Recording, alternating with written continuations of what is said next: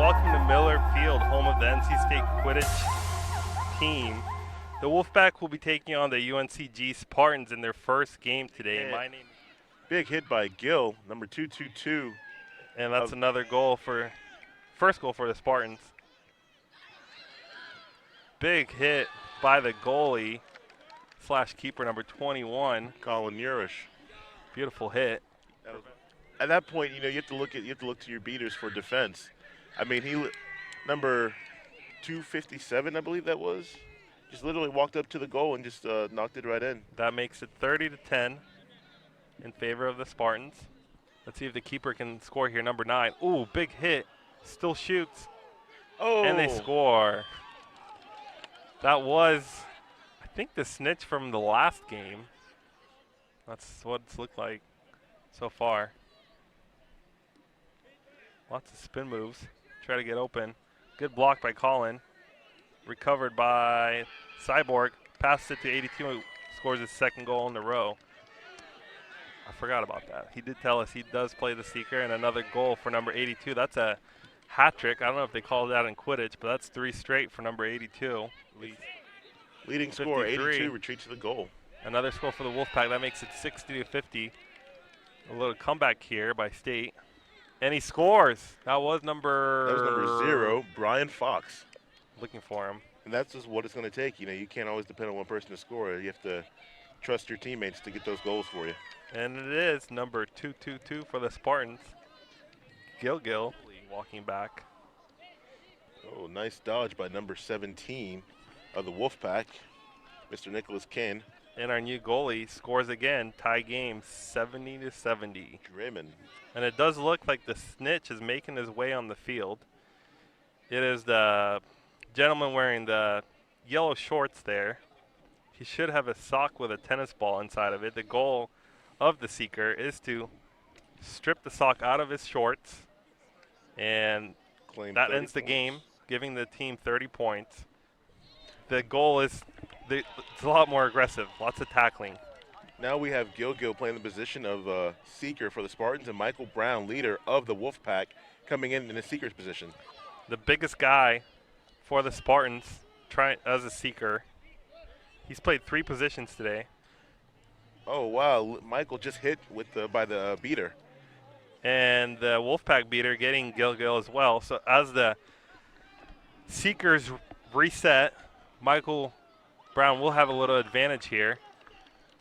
As the Wolfpack scores another goal on offense, making it 100-70.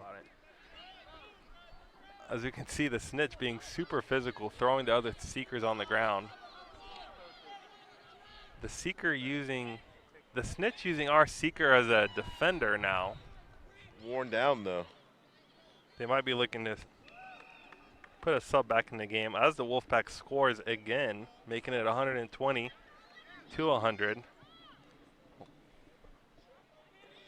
Joshua Peck, a lot smaller, being tossed around by the snitch. He's not giving up, though. Got to give him credit. Yeah, and where the snitch is going for more of the strength approach, Joshua was kind of going for the speed approach. He kept trying to maneuver around him, had lots of quick spins going on. Meanwhile, another goal for the Wolfpack, making it 140-100.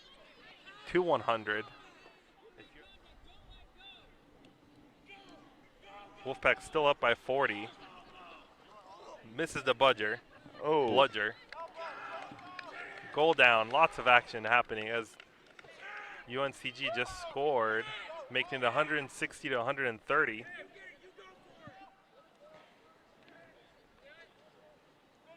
Also, I believe there's he does grab the snitch. Michael Brown with the snitch Ending grab. the game for the Wolfpack. Let's see if the score holds, I guess. And that is the leader of the team right there with the snitch grab. And I guess you had game over. Wolfpack wins. Yeah, the snitch, like, he was really being worn down. He looks very tired. So you had to imagine it's only a matter of time. Great snag there by Michael Brown, the captain, ending the game. Final score here from the first game. We think it is 190-130 in favor of the Wolfpack.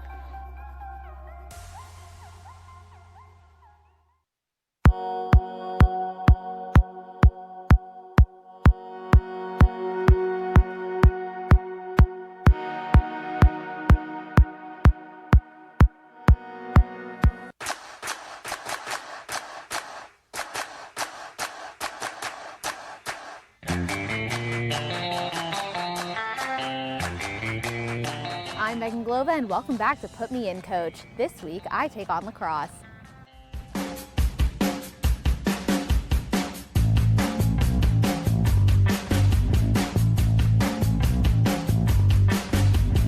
So cradling, that's probably the simplest thing. Just for running up and down the field, you don't want to lose the ball. So it's pretty much like if you're curling a weight. So now you get to try it. Okay. It's not supposed to fall out. Yep, not supposed to fall out. Pretty much bring it right back down. Oh, Yep. okay, there we go. Next thing, then passing, I guess. Sure. If you're ready for that. Or do you want to try, you would try throwing first. Okay. I mean, see, you're a natural. You could have played lacrosse. You want to keep your eye on the person because it's easier. And you're going to bring your stick up in a normal throwing motion, and you're going to like bend your elbows. Yep, just like that. Oh, sorry. I'm just going to. And you're going to pretty much just fling your arms, bend at the elbows. Yeah. Sorry. Yep. Yeah, just like that. Just don't hit a pipe because they'll come back at you. Yeah. You can think of it like a golf swing, although I've never played golf, so I can't really inform you too much of that. Yeah.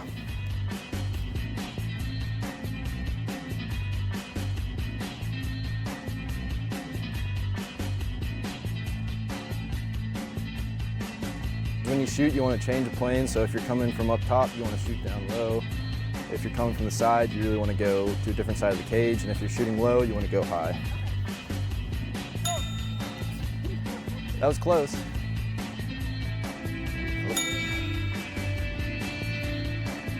Yeah, so. Thanks for tuning in. You can catch men's lacrosse next on March 17th against Liberty. Body stay vicious. I be up in the gym, just working on my fitness. He's my witness.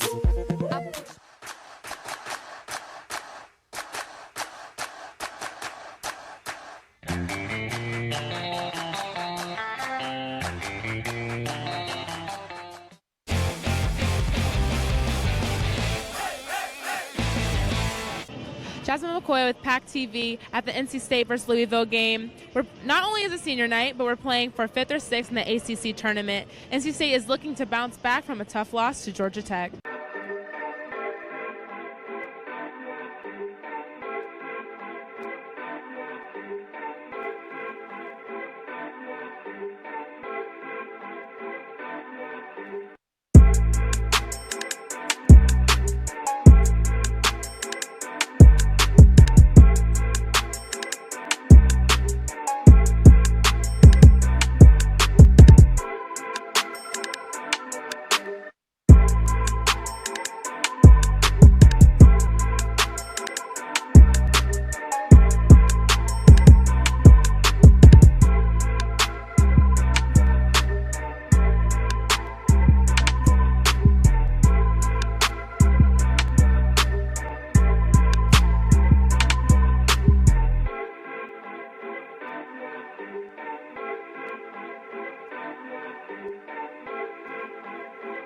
What do you think we need to do for NC State to win this game? I think we need more defense. More defense in the game, for sure. Abu is amazing. Your favorite senior? I really like Abu. We came in at the same time, freshman year, senior year, so he's always just been an awesome player, and the way he acts on and off the court is awesome.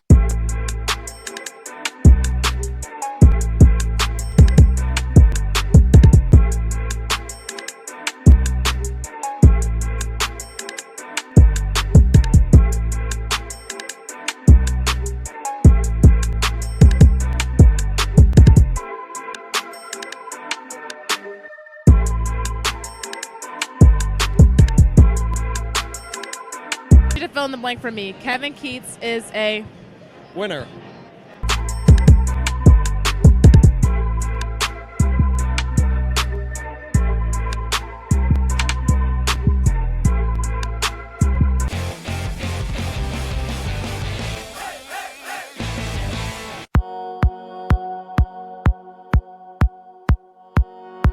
It's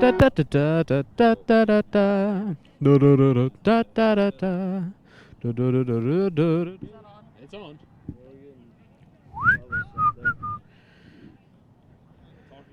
Hello, hello, hello. Logan Ward coming at you live from Lower Method Field.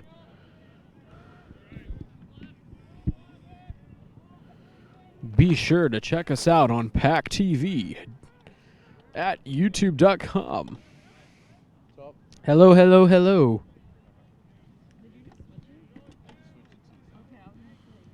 Kayla, we're defending this side first, so we'll be attacking that way. All right. How long we got? All right, where y'all standing? Don't know.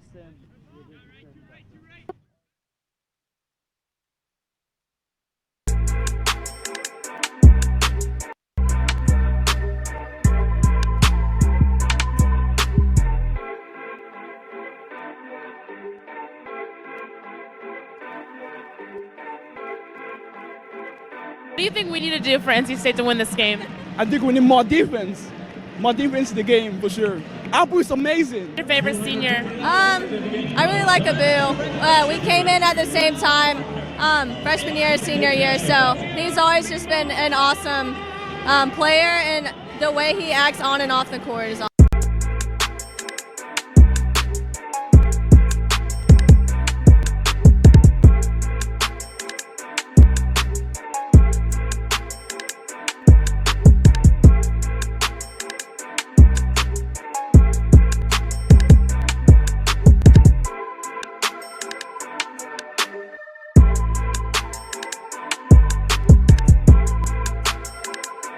To fill in the blank for me, Kevin Keats is a Winner.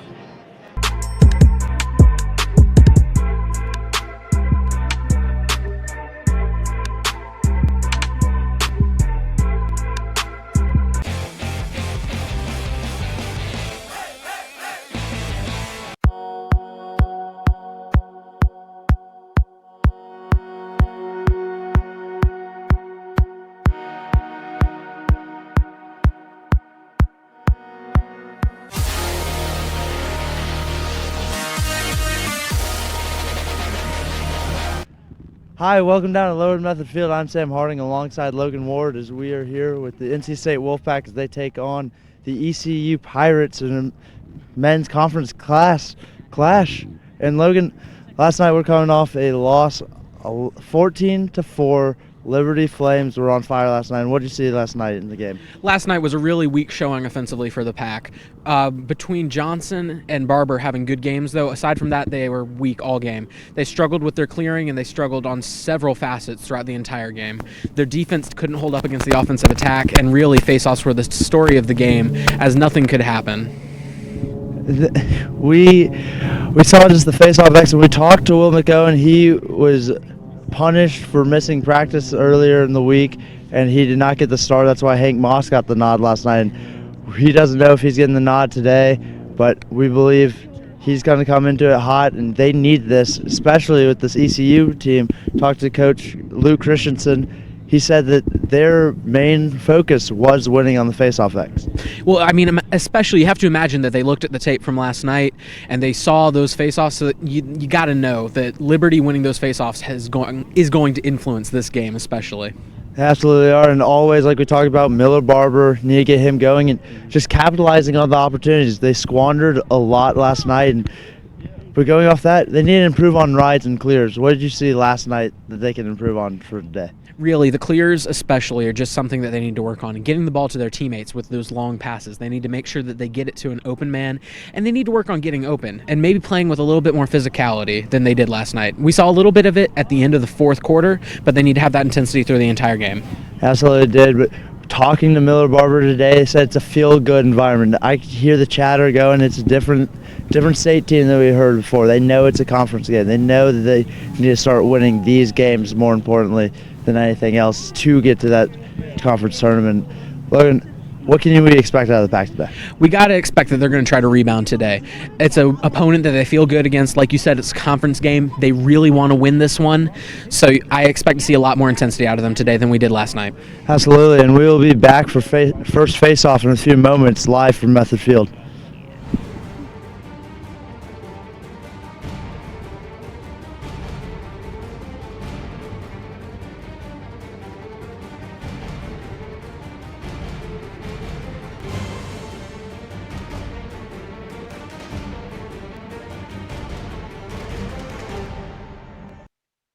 Anyone can fall victim to moving fraud. Know your rights and responsibilities. We had really signed off on a price, and that was about it. Without a signed written estimate, movers may try to charge more. They were charging us now $2,000 instead of the agreed upon $900. And may hold your items hostage until you pay. Not only had they roughly handled or mishandled, it seemed like they had purposely destroyed things. Visit protectyourmove.gov to download a free moving fraud prevention guide. Search for registered movers and view their complaint histories. Move with confidence. While most contraceptives are highly effective at preventing unwanted pregnancies, there is one foolproof method. Pairing socks with sandals has been scientifically proven to prevent pregnancy by deterring any contact with the opposite sex. Dad, we're grown adults now. Isn't it a little late to be having the talk or whatever this is? I know what you're thinking. What is international action star Ed Begley Jr. doing talking to his blossoming children about sex? Well, as a matter of fact, I'm saving the world. You said that we had to come home for an emergency. Do you know that one of the biggest threats to wildlife and their habitats is rapid human population growth? Please tell me you're done now. Do your part by showing young lovers all the tools they need to avoid intimate moments altogether. You don't have to sit through Ed Begley Jr.'s sex talk to save wildlife. Just use contraception, support reproductive rights, and speak up for sex ed in schools. That's way better. Find out other world-saving tips at betterthaned.org. This university is on a march to achieve our full potential. We help empower each other to dream big and do big. Our students are in a position to point to specific projects that they did in the real world, and that sets them apart. Companies want to hire NC State students. We're going to find solutions to some of the big problems and challenges. It's in the DNA of the place. We're here to think and do the extraordinary.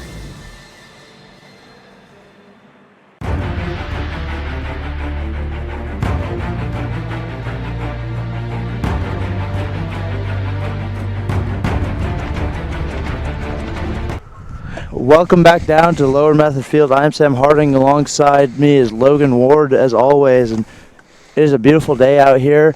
It is a little chilly, but the sun is out. Yes, no clouds in the area. And we have action as Parker Stanton and I believe that is Marcus Harrison. Marcus Harrison, the goalkeepers for the day, is action. Bump it up and go down and do their rituals in front of the goals. And we have Will McOwen will get the nod today. Not getting the nod last night, as we talked about in the open. On his wings is Pryor and Johnson. Johnson put up 2 goals last night. Really impressive play from Johnson last night, honestly.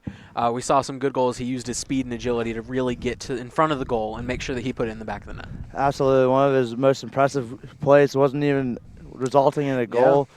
Getting a beautiful snag, hitting a quick spin move right when he hit the ground, and then just got stopped by, I believe it was Ryan Reynolds at the time. And it was a beautiful play by both involved. And here we go, first face. Nice. Ruff putting it right in the sand pit, and McOwen going on against the Fogo man, Garrett Hess. And you know Stanton, especially at NC State's goal, wants to make up for last night's game. And letting up 14 goals, you can't let that happen again. Absolutely. And here we go, first face-off lost by the Pack and broken. Beautiful play on the doorstep. Parker holds tight on the pipe, just thwarting the attack there from Jared Blum, senior attackman, who's one of the junior attackman, excuse me, one of the catalysts for this offense. No, and like they said, they won that first faceoff. As we said, was one of the keys that the coach mentioned to us before the game. And you hear the chatter from the NC State sideline, fired up as a turnover from ECU gets them going here. They're a lot more excited today than they were last night, and you can already tell it. Absolutely. These players know what this game means. First conference game. ECU's coming into this game 2-2. They didn't get their matchup against Elon. It was a draw. I think they had to make that up soon. But this is, I think, first conference game for both involved. Yeah, State hasn't had a conference game yet, so they want to start this off strong because, as the coach mentioned to us beforehand, that if they win their conference games, it doesn't matter what the rest of the results were. They make the tournament. Absolutely. Here you go.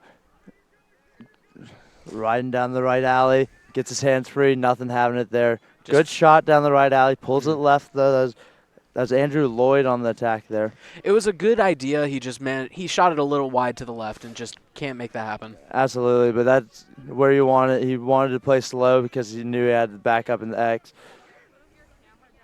Number 12, Carter Rucker on the drive. Just stopped by the big tank of a man, Marcus Harrison. Harrison listed at 6'3" and 275, filling up a lot of that net.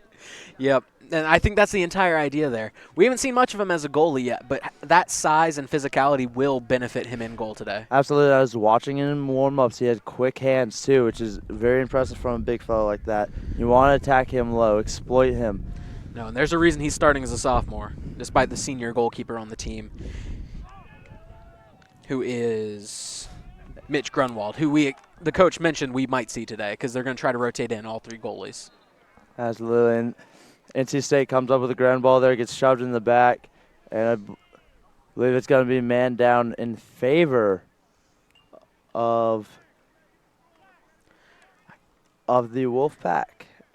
Got man down unit now coming in for ECU, and we saw NC State capitalize their second opportunity last night on face-off, and Miller Barber stepping up, rocketing a shot lower left, beautiful placement. Yep. And that's what you need out of this NC State team, especially against an opponent like ECU. Get it going early, keep them in the penalty box.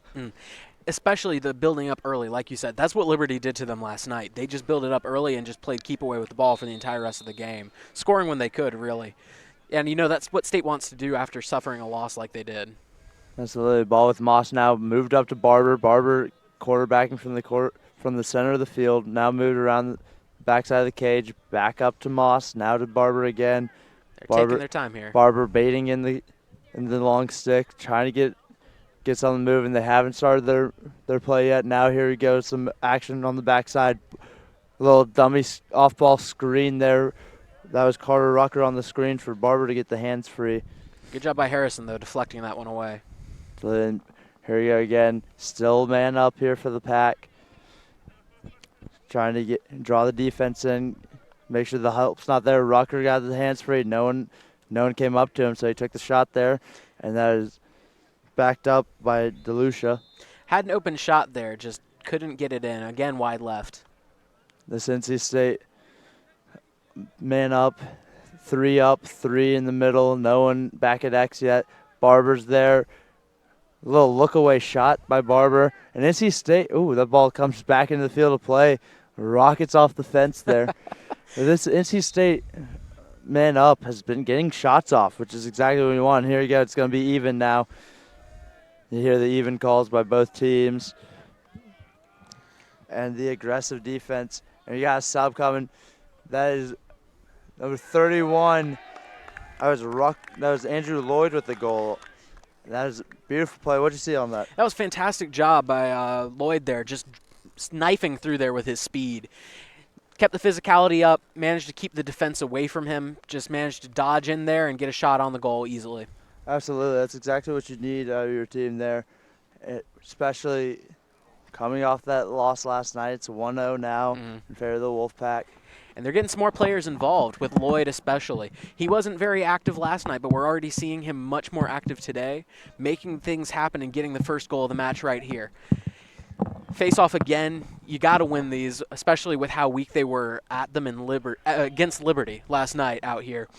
You got to win these, and you have to imagine that there's a little bit of a spark because of how poorly they played last night. Absolutely, especially McOwen not getting the nod last night, and McOwen got torched there from the Fogo man. Garrett Hess brings it around. Ball's on the carpet, though. NC State comes up with it. Beautiful draw. Oh, they had the opportunity, just couldn't be reined in by number 21, Scholes.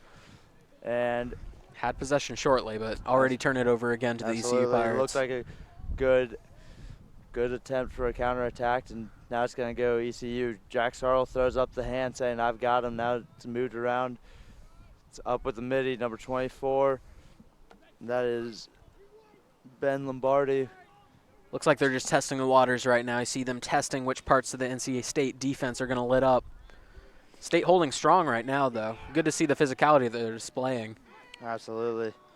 Something that we may not have seen that much of against Liberty. Kind of a side shot right there going wide for the Pirates. Looks like they're going to retain possession, though, down here. Spin around, trying to get their way in there.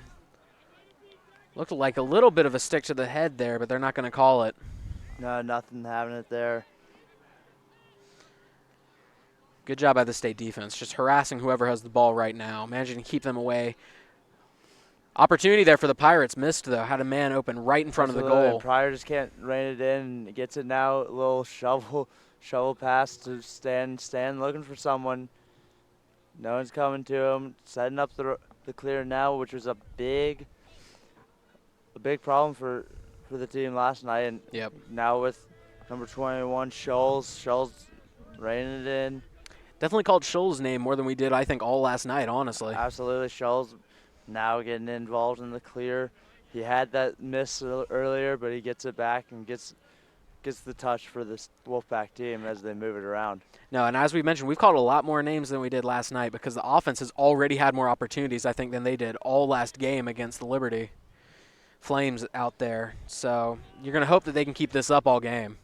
Scholes with it. Got a little stick check there, moves it down to X with DeLucia now. Back up, sees an attack here. Number 3, Tanner Hudson with it. Kept away by the defense there. Defenseman doing a good job staying in front of him. Absolutely. Here you go with the attack. Good shot. Looks like got knocked away from him a little bit there. Didn't get the hands as free as he wanted. Sully now with it, moves it around. Now to the side with DeLucia, back up to the top.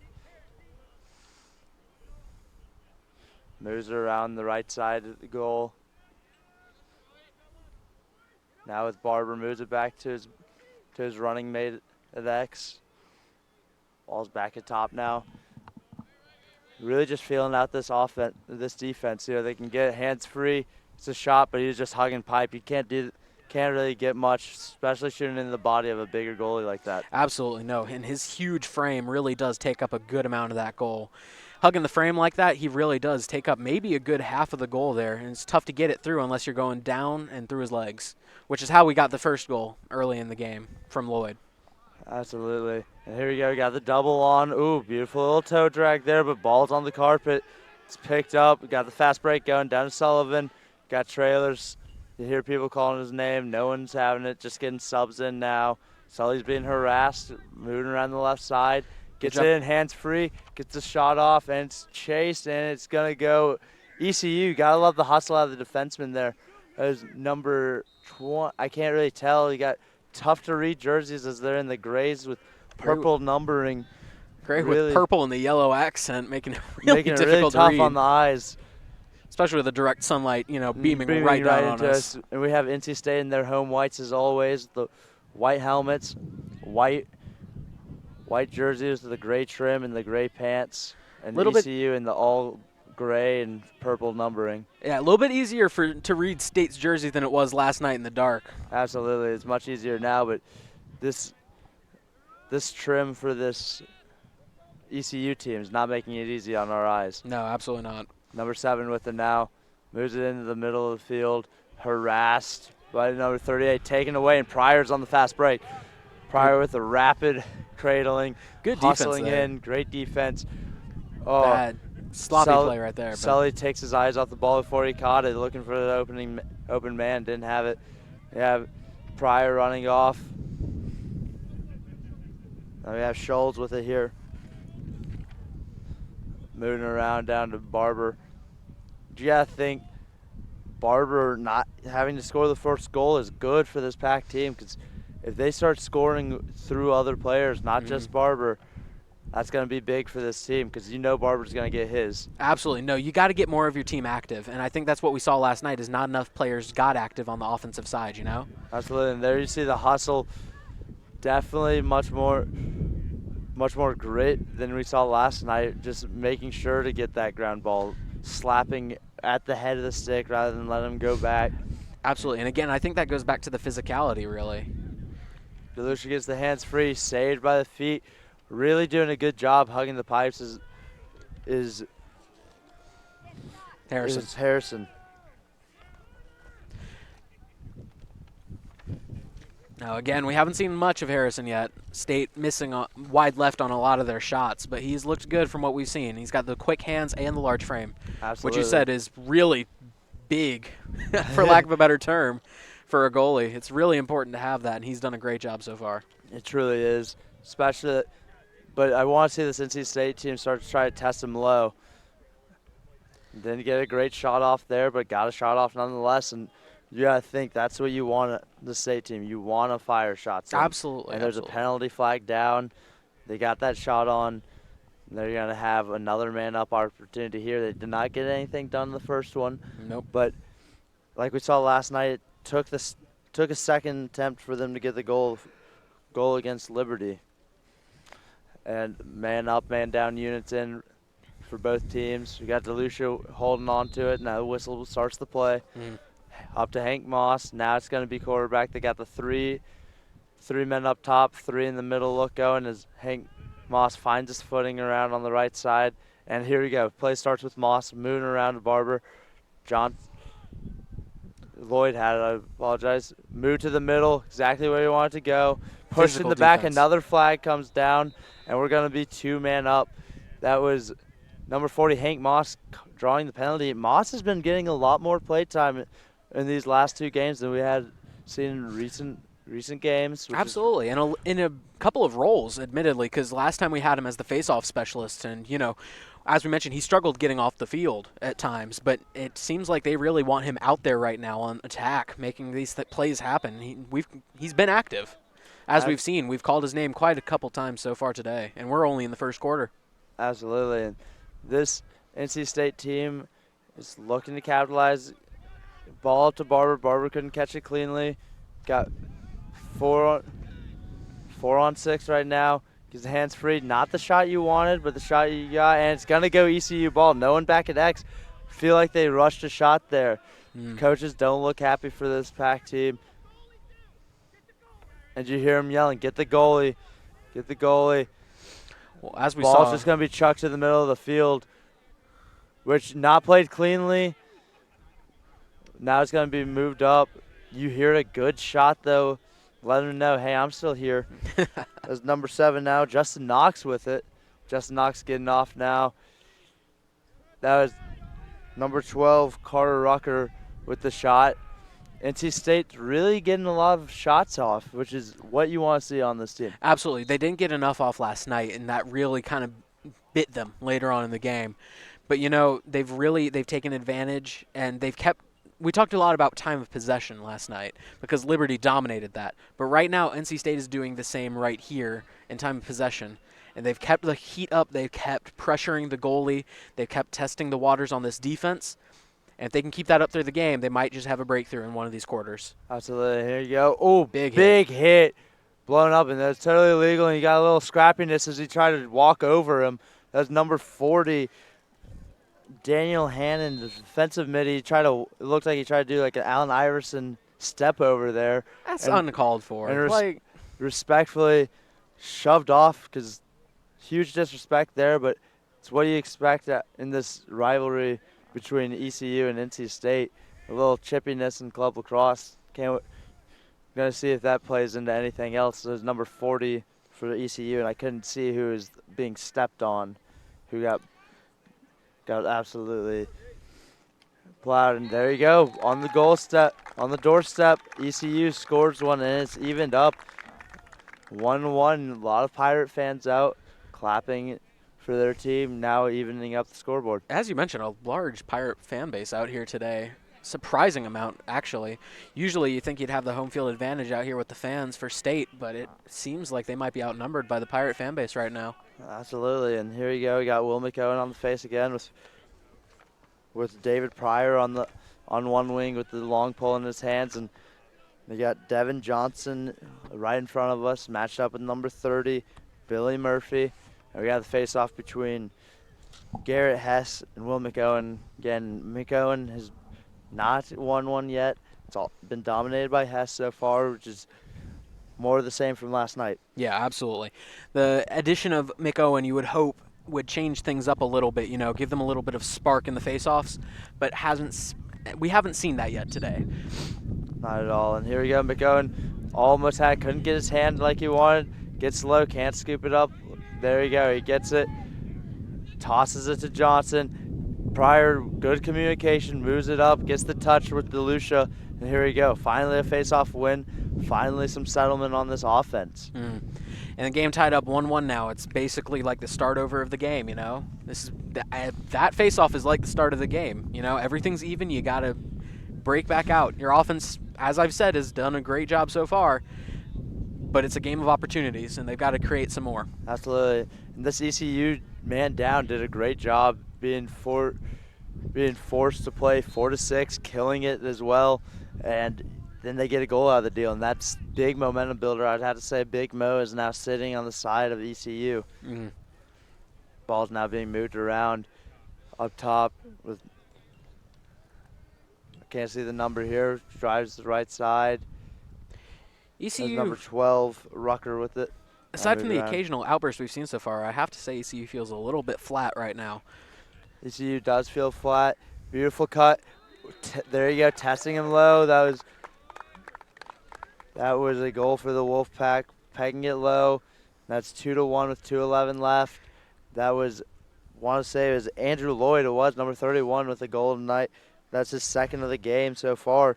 That's big. Yeah, absolutely. He's stepped up so far, and that's something that they needed, really. We talked so much about having Johnson and Barber impacting the game, but you really have to get everybody involved. And right now, Lloyd has stepped up, and hopefully you can have that throughout the rest of the game. Absolutely. We now have we have Schultz on the wing with, can't tell who the long pole is down there. I want to say it might be Jack Sarl on the wing, and it's not. I was wrong. Will McOwen lose the face-off, but poked away there by the long stick midi.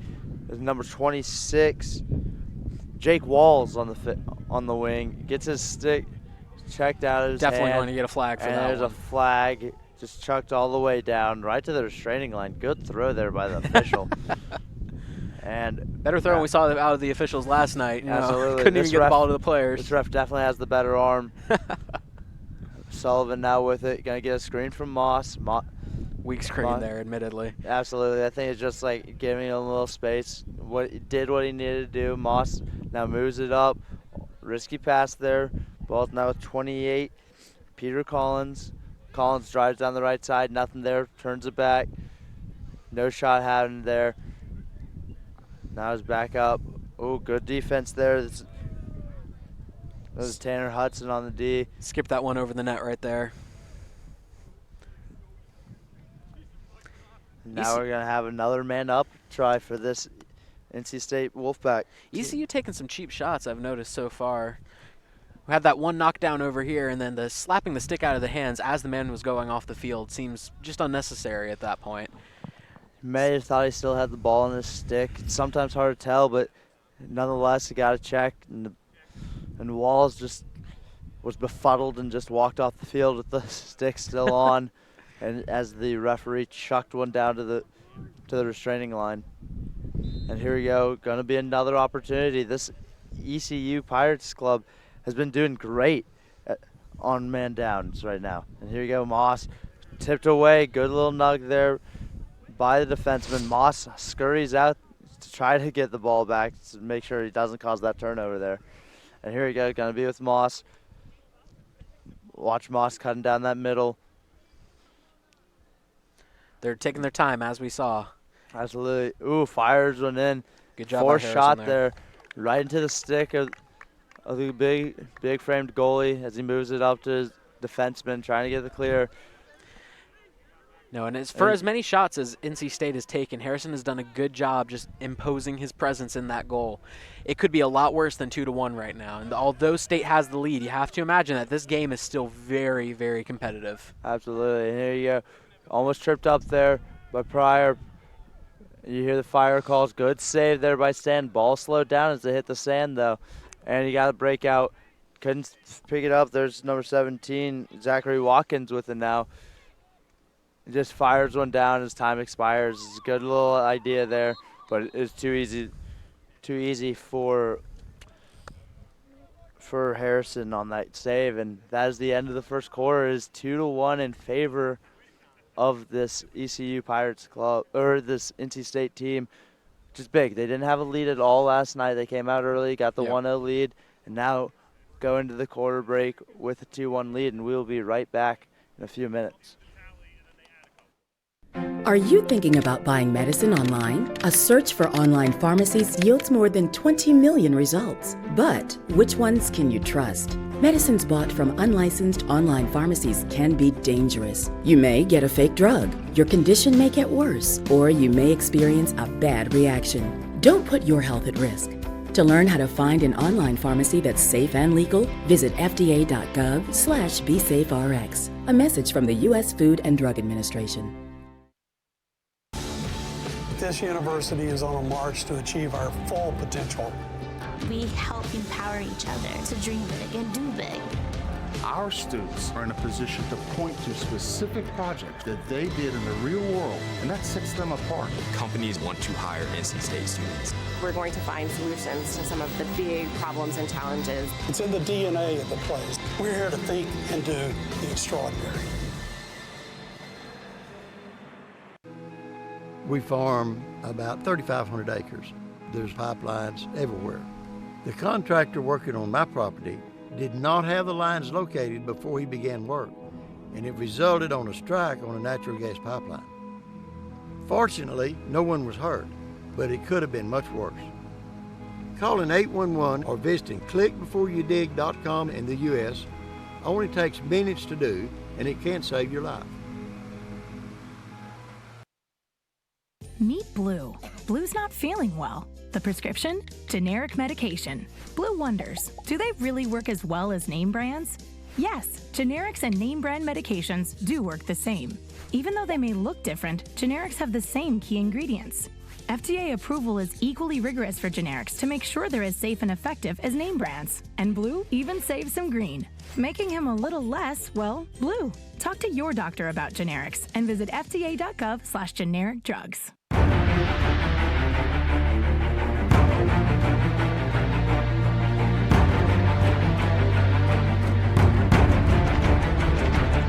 Welcome back down as we get set up for the face-off. Teams now switching sides. Parker Sand now sitting in the other sand pit while Harrison walks around the other with the, now gears in with the fence that just got fixed behind him, and McOwen now gears up ready to go. Absolutely. And these sand pits, as we talked about last night, called that NC State home field advantage by the coaching staff here. Absolutely. And it certainly is a little bit of a different texture than some of these teams who are used to playing on these turf fields. Great defense there by Pryor. Checked away. Teams don't know it. And Pryor getting a little physical with Hess. Hess didn't really care for that. And Pryor lost one over. Great stick check there by the LSM, number 17. Good Jackson job by Johnson Weatherby. And Johnson sticks with it, gets the touch. Now with DeLucia moved up. Now it's going to be with Carter Rucker for this NC State team as they set up and get the numbers that they want. Andrew Lloyd now comes in and got the first line of middies. And here you go. Lloyd wasting no time, shoots up high, gets decked. And now it's going to get moved around. Beautiful save. He tried to go high to high on a jump shot, didn't have anything. Now we lofted to the other side of the field, and Barber pressing the issue on that ride. And here we go, NC State now on the defensive side. I've been really impressed with State's defense so far in this game. They've been a lot more aggressive, and you can see by plays right here. Absolutely. A lot of physical play for once. NC State did not get away with it. They had an offsides, I believe.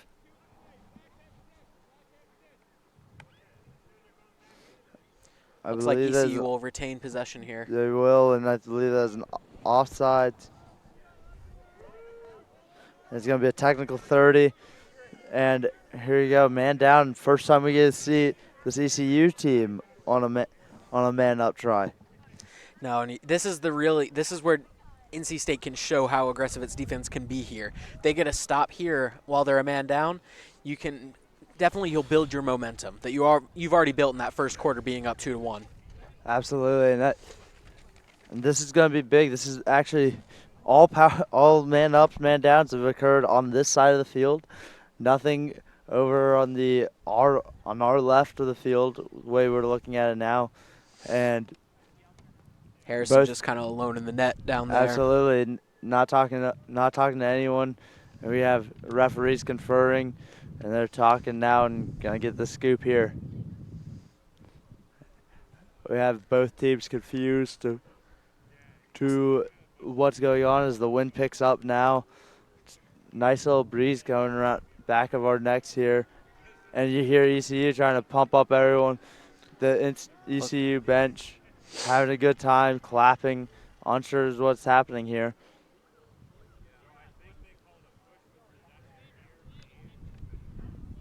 Looks like it's going to be a 2 men down. 2 men down for this NC State team, and really not how you want to start it out. First time on man down, it's going to be 4 instead of 5, and you don't practice this as much. No. You practice normally just your regular man down because you don't want to be in this situation. There are some drills where you end up with 4 men in, but it's never really practiced as much as your normal, typical man down. You just run a normal, basic box, it looks like, for this team. Sloughed in the corner, sticks up, trying to bat down the passing lane. It's going to be relying heavily on Parker Sand to make saves because you're going to want to force shots here and then just chuck it to a corner. Absolutely. Waste some time. Absolutely. It's 2-1. NC State is up 13 minutes, 46 seconds left in the quarter, and here we go. Moved around now. ECU leaving no time to start up their play. Sends one blocked. Man dives into the crease. You hear the play on. Man in the crease, and it's going to be starting with Parker Sand. Ball's going to be tossed in the corner, and here you go. Good job by Stanton there, standing strong against these Absolutely. Pirates. Stanton on the breakout. Stan's making himself useful. Tosses it to the corner. No one there. He saw breaking man on the defenseman. Just wisely just put it somewhere because it's too late to pull it down. Looked like he panicked a little bit there when he saw the defenseman there. Absolutely, just didn't want to waste a turnover because he knew if he didn't have it, it's going to be an easy shot, open net, and we get a release here. Both men in, shot off the side. Stan goes out, picks it up with one hand now. Beautiful little pass to Johnson. Johnson's got wheels. He's just going to wheel it out. Matched by number 24. That was Ben Lombardi matching him. And now balls with Delucia. Now moved up to number 12, Carter Rucker. Getting in the fresh legs. Andrew Lloyd comes back in. Johnson's now out. So we have number 21, Christopher Schulz in. And here you go. Delucia now at the attack. Oh, quick stick there. Good little attempt there for Carter Rucker, but didn't have anything. Now Miller scoops it up, looking for someone to take it from him. Just moves it around wisely to Michael Sullivan now. Yep. Ball's up, 21, now 31. Andrew Lloyd has it. Looking for something happening. He's going to go across the top of the defense here. Gets his hands free. Scorches one on the bottom of the turf. Good little box out by Rucker to let Delucia pick up the ball. No, and the Pack team taking their time here, which is really what they need to get these options open. Absolutely. And you hear the coaches say, move it around. You want to settle it down. You get that defense settled in, and then quicker you move it, better you get your footing on offense. They're going to start to worry and slip up, especially long 2-minute possessions like NC State can do. But right now, here you go. Delucia bring it to the cage. Good little move. Gets the hands free by Rucker, but great save by the big man going down low. Now, Harrison continues to impress. I thought when I first saw on the roster how big he was, I imagined actually that he was just in there because of his size, but he has really proven that he has all-around goalie skills, really. Truly does, and here you go, bringing it down now is the Pirates team, and he gets the fast break, hands, try to go low to high and just sailed one. Not the shot that you want, especially that close to the doorstep. Absolutely. You want to just try to bring it in, go maybe high to low, but didn't have it. Starting to wonder if it's the net, because State had a couple go wide left as well down there on that side of the field here. There you go, ECU now stepping it in to the far left. Now running around X. Skip pass, beautiful to Lombardi. Lombardi gets the hands free. Low shot, gobbled up by Stanton. And he looks for Good open save by Stanton there. Stanton has really stepped up, playing much better than he did last night. And you know he's feeling good, just getting his confidence going. Absolutely. And then it's going to be great. Here you go, we got him coming in. He's going to get beautiful goal there by number 32, Cody Stanford with the goal, and you know you love that. The defense is now fired up because that was based off a transition goal. And when the defense scores like that, it's big. They get that confidence going, not just notching another goal, but saying, hey, we did good enough on defense. We did so well, we got one in the back of the net. Absolutely, and you see Harrison down here voicing his displeasure with his own defense because they allowed him to just get right in there and take that open shot and make that easily. Especially with that long pull, that torque, that close to the stick, you get the faster shot with that. You don't want to deal with that when it's right on you. Absolutely. Here you go, more fans coming in. One with pretzels, makes me a little hungry. And here you go, face-off one again by Garrett Hess. Hess has been doing very well on the face-off X today. Moves it around to the attackman, and Hess now scurries out of the field. Here you go, just going to be settled in as they got the yellow call on. Defenseman and attackman slowly walking up to the midfield line on the other side. And ball's now with number 5, Ray McCarty. McCarty now on the attack. Can't get by him, just lofts it down to the X. McCarty looks to be their speed player as much in the way that Johnson is for the Wolfpack team. Or Sam Gregory last night for the Liberty Flames. And here you go, ball now skipped, hands free, low shot. This ECU team loves the low sidearm shots, low to high. Seeing a lot of those right now. It's now 3-1 still in favor of the Wolfpack. Number 5, McCarty with it. The good little move behind X. See, he's rolling around crease, and he gets his goal. It looked like Stan had it, and then he moved a little bit in the sand, and it just popped in the back. Yep. You saw him come across the front and get hit immediately by the Wolfpack defense, and he just managed to power through and somehow get that one in the goal. That's the first goal for McCarty, and that's 3-2. This ECU team is just hanging around. They want to get that win. We were talking to Demers earlier. He said that he hasn't lost in a while to ECU in the time that he's been there. And last year they won 7-3 going down to Greenville, and they want to keep that streak going. Absolutely. Now, if you've never lost to a team, you certainly don't want that trend to end right here today. Especially, it's kind of like the 16 seed and 1 seed. You kind of want to see it happen, but you don't want it to be you. Absolutely. Just like UMBC, they take on Kansas State soon. And here we go. Now ball with number 21, Scholes. Scholes looks like he has something, gets hands out. Beautiful fast break. Just barely wide left. The big Harrison, though, comes out, and ball's going to be out of bounds.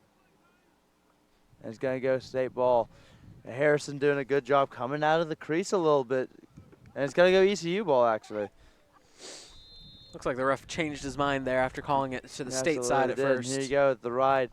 A little confusion on the NC State attack side, so they didn't really set up. And Barber just lets him go free. And the midi now cradles around, gets his touch. Pryor is not going to let him have an easy time. He's going to let him know that he's there. Pryor is one of the most aggressive players on this NC State squad. Absolutely, and we've seen a lot of him so far today harassing these ECU players. Absolutely, and here you go, coming around X, stick checks, ball's now set up, shot, beautiful, and you hear some fans saying overhand. This is what I want to see too. You got to stop dropping the hands low. You get more control out of it. Ball's around X, the double's coming, triple team even. Doesn't matter, and Chase is there by the ECU team. Stanton doing a good job with his goal presence so far, using his stick effectively to create a blockade right there, make sure they can't get through. Here you go, ECU now twirls it around one more time. Number 20 with it, Patrick Coffey, the catalyst of this ECU team, moves it down, back to the middle. Impressively got the shot off there. Looks like the sand kind of redirected that ball when it hit. Absolutely. His hands were tied up, it looked like. Didn't think he'd get one. Ball's now with Coffey. Again, just going to quarterback it, settle in. Here you go. He's going to get the ISO drive, maybe look to pitch. Now he looks to shoot, and he scores. Coffey now ties it up. It looked like he was going to go a little wide. Had the man running back to chase it. Doesn't matter. Finds the side of the net. And that ties up the game at 3s with 7:30 left in this quarter. Absolutely. And you dislike seeing that if you're the state team because you had the early momentum. You were up 3-1 earlier this quarter even. But these recent goals have allowed them to tie this game up and prove that they're still in it. And kind of it's a message saying, hey, we're still here. Like you said on defense with the hits, you know, you're still letting them know your presence on the offensive side. Absolutely. And Coffey notching one in the score total. We don't want to see him going because that's going to spell trouble for this NC State team. Absolutely. We were talking to Coach Luke Christensen earlier. He said that he's definitely one of their top-tier guys on this team. And here we go. Hess now against McOwen. Another face-off battle in that sand area in the midfield line. And one again by Hess. Hess scoops it out to himself. McOwen giving him a little problem. Good little clear now. It's 36. Now over to the midfield line. Middle man couldn't get it. It was Hopkins trying to get the ball back, but stick check. It looked like he got one to the head. Not malicious. Didn't get called. Man running around X got into the goal crease there. Hear the play on, but ball's up with Johnson, so it doesn't matter anymore. Johnson loses it on the run. Just popped out of 6. Johnson's just trying to push him out of bounds, and he does. It's going to go in favor of the NC State team now. Johnson with it again. Or Johnson's just going to walk off, give it to Andrew Lloyd, get fresh legs in. Lloyd's going to get by. Got a little swing and check to the side there to let him know, hey, you're going to feel me in the morning. And Andrew Lloyd's just going to move around and scurry now. Now, a great job by these teams so far, both of them matching the intensity of the other right now. As we said, NC State kind of had that early lead, but ECU certainly not going away anytime soon. This game is far from over. Absolutely, and ball's now moved around. Rucker with it. Up to Andrew Lloyd now. Andrew Lloyd with a nice little spin move, dumps it down. Couldn't hang on to it, got hit in the back. Man down there, ball's on his legs it looks like. And now somehow ends up with Harrison. Harrison looks out. Looks like there was a little bit of a push there. Absolutely, but it is legal. I think he had the possession, so it's fine. And this ECU team has won the conference game so far against Clemson, and they lost that, so they're now at 0-1 right now in conference, and they want to improve upon that as NC State's coming in their first conference game. Absolutely, and this is the difference between being 1-1 and being 1-0 for these teams. Both of them are desirable results right here. ECU, you hate going down 0-2 in conference play because that really hurts your chances at making the tournament. And State wants to start off strong here, making sure that they can start off well and make sure that they have a little bit of an advantage going into their other conference games. Absolutely, NC State now with it on the offensive side, moves it around now. And the NC State, after this, they go down to South Carolina March 24th, and they take on the South Carolina Gamecocks in another conference game. One of the tough matchups in this conference for the Wolfpack, as we talked to Demarest about earlier. He said it's normally a 3-team race between us, SC, and Clemson. both South Carolina teams, while Elon and ECU try to fight to remain relevant and right now this ECU team looks very relevant. They look like they want to make some noise. This Luke Christensen coach team looks very well right now. No, and you have to imagine that they're not fond of being looked down upon by some of these other teams that have made the playoffs a little bit more often than them. Absolutely not. And you have loose ball push on the Wolfpack. Great double team, though, by this Wolfpack team. And Jack Sarl with the defense there. Now it's moved around. Ball's now with number 7, Ryan McCarthy. Now 22, Morgan Thomas. Good spin move moves there up, to get free. Defense doing a good job of poking the ball loose, but they've just got to gain possession now. Absolutely. Oh, Sarl takes a shot to the midsection, didn't even know, and then he gets called for a penalty. Looks like he just swung his stick there, not really with any goal, just kind of flipping around, opens his stick up and tried to take a shot somehow. 18 with the slash there was the call. It's going to be a 1-minute penalty, and we're going to have a timeout taken by the CCU team as they got momentum. It's 4 minutes, 10 seconds left in the quarter, and Harrison's just going to hang out in his own goal, looks like. Oh, and he's going to run around. He's got his water bottle with him. Always a good move. I remember doing that. I made sure that you could. I asked my coaches, hockey goalies always got to do it. Yep. So I always I want my own water. I don't want to have to run to the sideline, because I would do that my freshman year. I'd run to the sideline while we were on offense, get some water, because I was thirsty.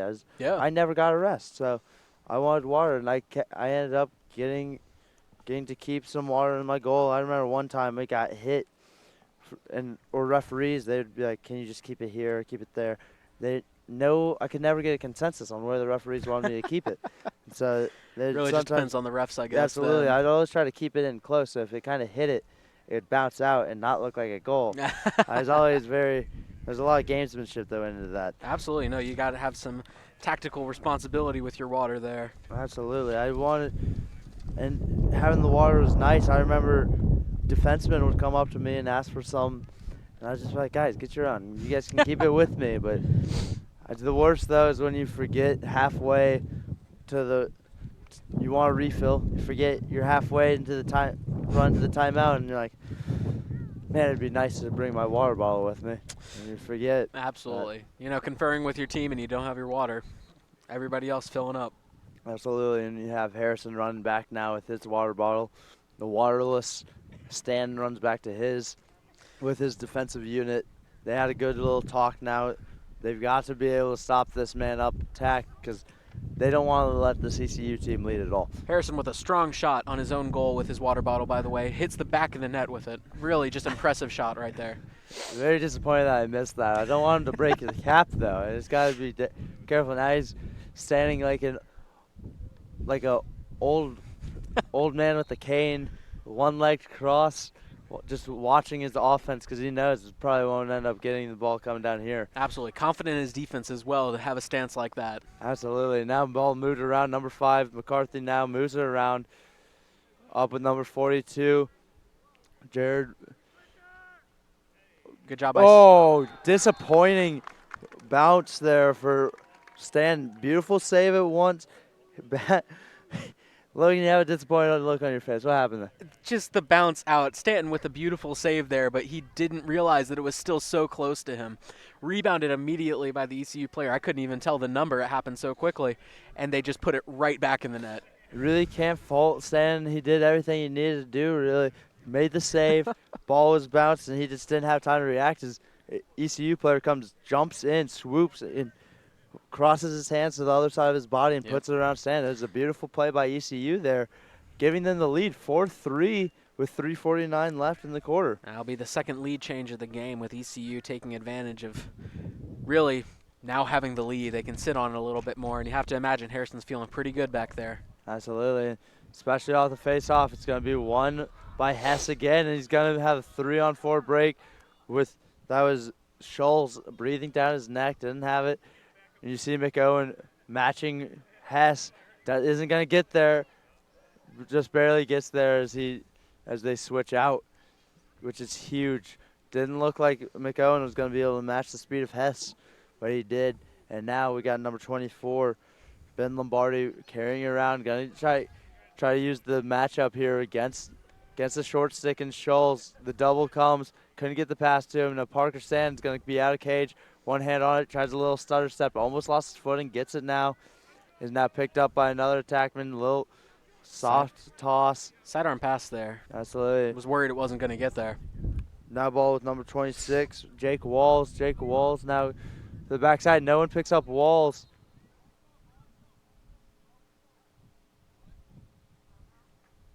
And there's a timeout now called, it looks like.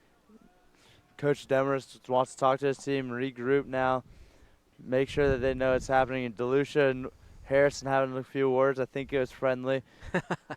He's still talking to him, Harrison is. That's something I always do as a keeper running by, just talk to people, get in their heads a little bit. And I feel like Harrison's doing that with because no one's going to fight him. That's framing. Logan? Absolutely. Well, just one friendly reminder, PackTV is now live 24/7 on YouTube. Now you can catch the live stream of PackTV as well as all of our on-demand content on YouTube. Search PackTV on YouTube or link to it from our website, go.ncsu.edu/sports. That was a great ad read there, Logan. Oh, thanks, man. I appreciate it. Got to plug where you can, you know? Absolutely. Here you go. We got stick checks going on. Oh, referee just tosses the stick with no respect for it. Absolutely. Throws it down.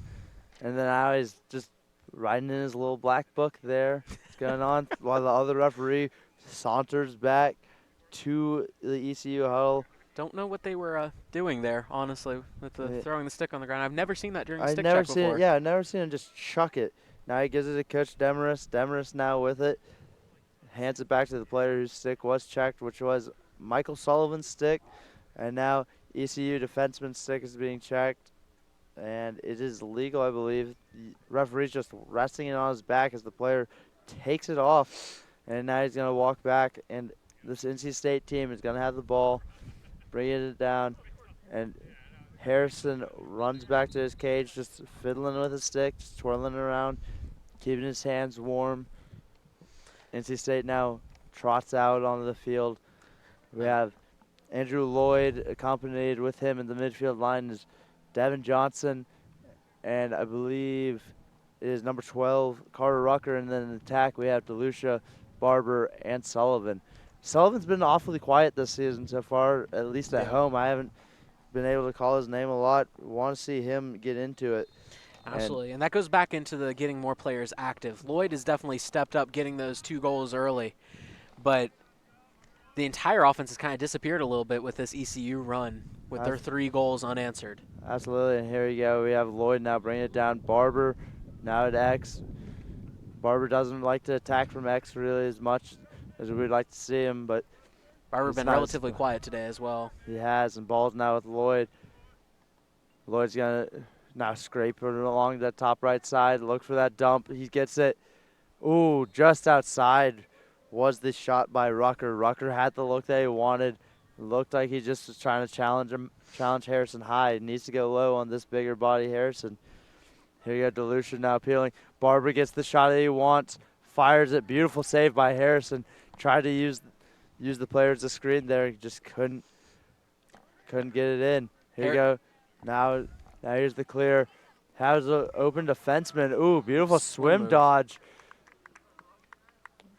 And that is number 25, who's not on the roster for this ECU team. Several players I've noticed have been a little off from this roster. Absolutely. That's the Greenville difference. Absolutely.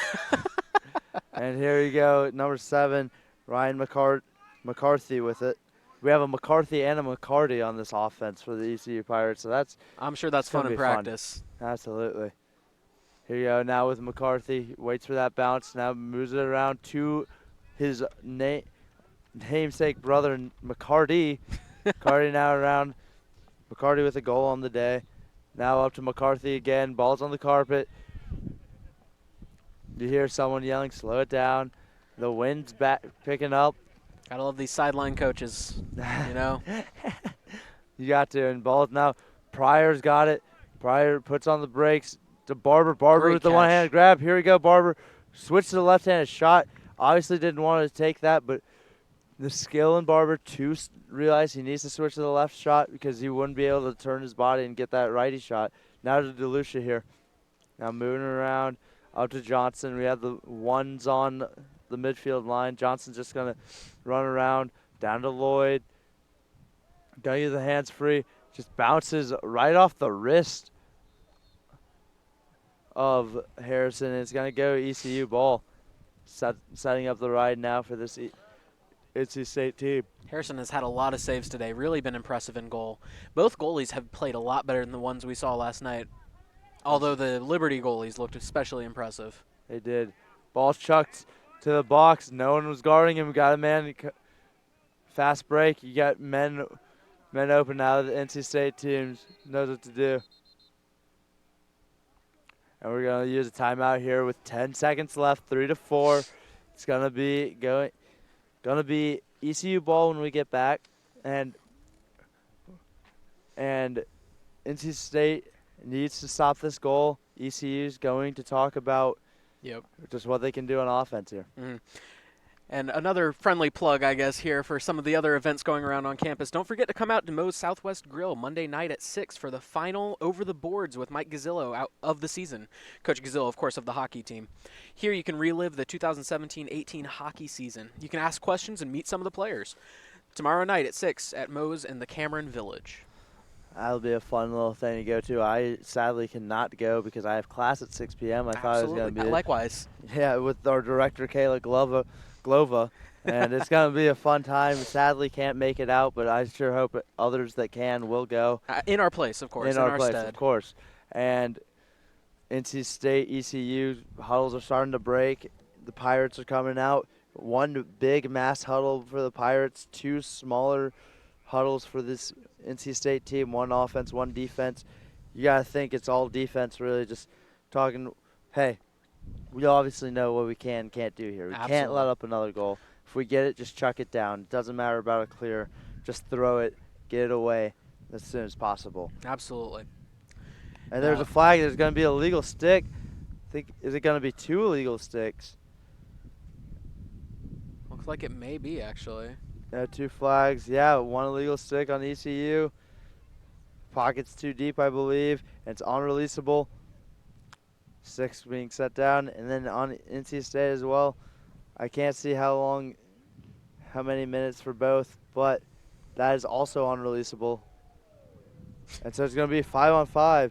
And you hear ECU cheering about the illegal stick, which is kind of, I find that very comical. But the coach isn't happy with it. But I think they're really just excited that it was, tit for tat. You know? Yeah, if both teams, I think they're just going to give that player a little crap. Just let them know, hey, can't have that happen. Can't have that happen. But at least it's going to be 5-on-5 and not 5-on-6 or for either team here. So we're still going to get even lacrosse. Absolutely. A little bit of a long stoppage here, in these final 10 seconds. I think that last break was longer than the 10 seconds that we have remaining here. Absolutely. And 1, 2, 3, 4. And that is 5-on-5 right now. One player for NC State did not get the message, and that was Justin Knox, who got the cold shoulder and has to run out of the box. And the coaching staff shouting their commands to these players out here. Here you go. 5-on-5 is much harder. I believe a referee just tied a player's shoe because he can't really take the gloves off. That was pretty cool. And here you go. Ball's now. Oh, going to be a quick dodge. Got to have a quick double. Ball's on the carpet. Man on the ground. Final 5 seconds here. Ball just chucked down. And there's the horn sounding off. And that is the end of the quarter. That's the end of the half. Yep. 3-4 in favor of this Wolfpack, in favor of this Pirates team, which really did not see that coming. No. We will be right back in a few moments for a halftime recap and preview, and we'll see you then. This university is on a march to achieve our full potential. We help empower each other to dream big and do big.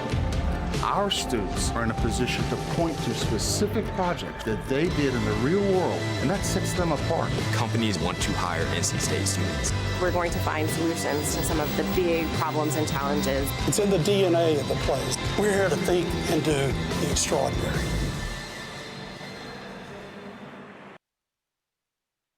Anyone can fall victim to moving fraud. Know your rights and responsibilities. We had really signed off on a price, and that was about it. Without a signed written estimate, movers may try to charge more. They were charging us now $2,000 instead of the agreed upon $900. And may hold your items hostage until you pay. Not only had they roughly handled or mishandled, it seemed like they had purposely destroyed things. Visit protectyourmove.gov to download a free moving fraud prevention guide. Search for registered movers and view their complaint histories. Move with confidence. While most contraceptives are highly effective at preventing unwanted pregnancies, there is one foolproof method. Pairing socks with sandals has been scientifically proven to prevent pregnancy by deterring any contact with the opposite sex. Dad, we're grown adults now. Isn't it a little late to be having the talk or whatever this is? I know what you're thinking. What is international action star Ed Begley Jr. doing talking to his blossoming children about sex? Well, as a matter of fact, I'm saving the world. You said that we had to come home for an emergency. Do you know that one of the biggest threats to wildlife and their habitats is rapid human population growth? Please tell me you're done now. Do your part by showing young lovers all the tools they need to avoid intimate moments altogether. You don't have to sit through Ed Begley Jr.'s sex talk to save wildlife. Just use contraception, support reproductive rights, and speak up for sex ed in schools. That's way better. Find out other world-saving tips at betterthaned.org.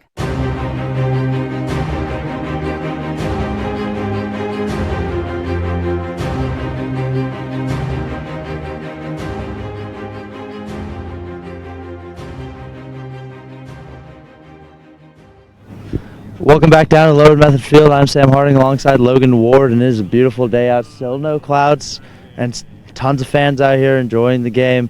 We have people laying down, just towels out. And you know who's also enjoying the game?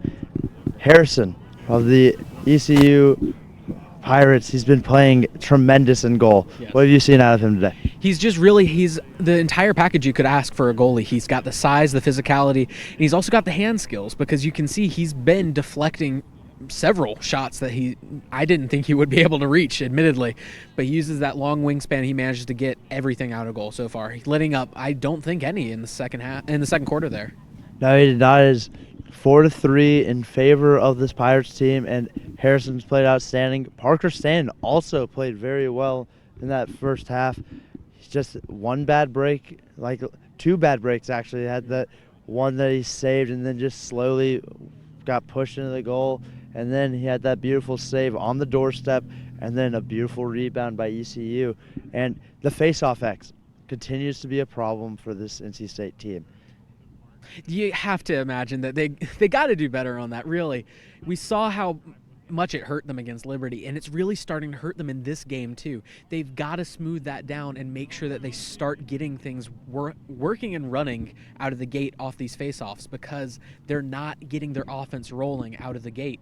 They have to hope for a stop on defense, and as we've seen, sometimes it's not going to happen. No, not at all. And keep in mind that we're going to stay with a 5-on-5 because of the two illegal sticks that we had in that long 10-second break. And that's going to be a different game than both these teams are used to. We talked about practicing different scenarios that you don't have a lot. Not many teams practice 5-on-5 a lot. You normally will have build-up drills.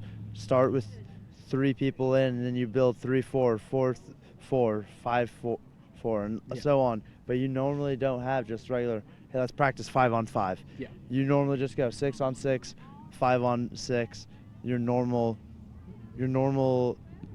situations that you will have in a game. And so both teams are going to be in a new spot. Defenses will probably be in sloughed off man, and it's going to be interesting to see. Yeah, it's really, you have to imagine that these situations do bring up some things that they haven't prepared for, as you mentioned. Because in these practice scenarios, you really aren't going to practice your 5-on-5, because you don't imagine that both teams are going to get a penalty at the same exact time with their sticks both being illegal there.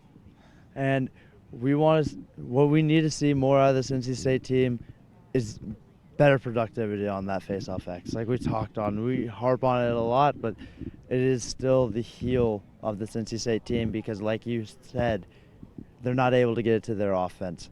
And that's what this NC State team needs, just to settle it in on offense, give that defense a rest for a second. Especially, it's huge coming off a goal or after giving up a goal. You don't want to give momentum to this ECU team. Once they score and they get it right back down on offense and they start rolling, and then if they can string another goal again, and then they have confidence, hey, Hess is going to win this one and we're going to have another. And then you just keep putting runs like that, and then boom, it's like the Virginia Tech game. And it's a 7-goal third quarter, which is something that this NC State team has to stop. Absolutely. And you imagine that they don't want the same thing happening. They had a 6-point quarter for Liberty and a 7-point quarter against Virginia Tech. You can't keep letting this happen, and it's happening off of these face-offs, and you have to smooth that down. Absolutely, and we'll be right back in a few moments to watch the second half. And this NC State team has got to get it going on the face-off X. We'll be right back for some more 5-on-5 lacrosse. This university is on a march to achieve our full potential. We help empower each other to dream big and do big. Our students are in a position to point to specific projects that they did in the real world, and that sets them apart. Companies want to hire NC State students. We're going to find solutions to some of the big problems and challenges. It's in the DNA of the place. We're here to think and do the extraordinary.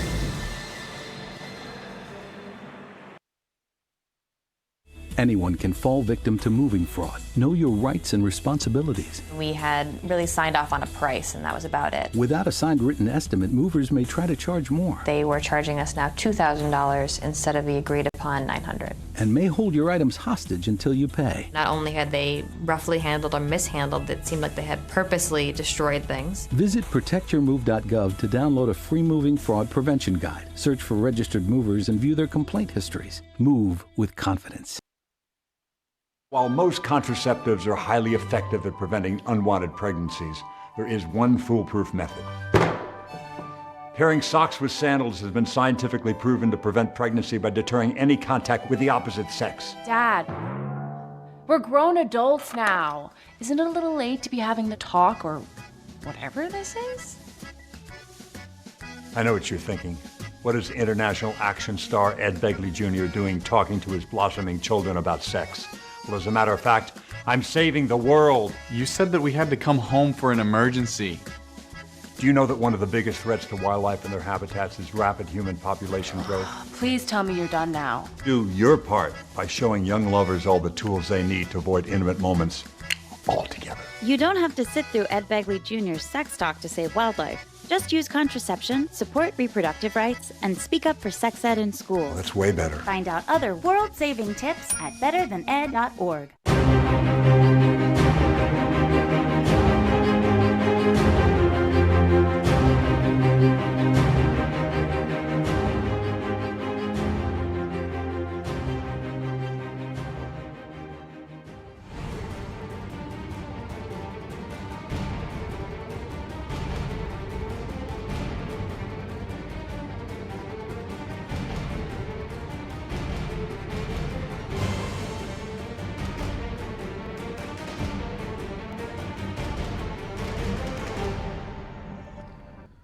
Hello, everyone. Welcome back down.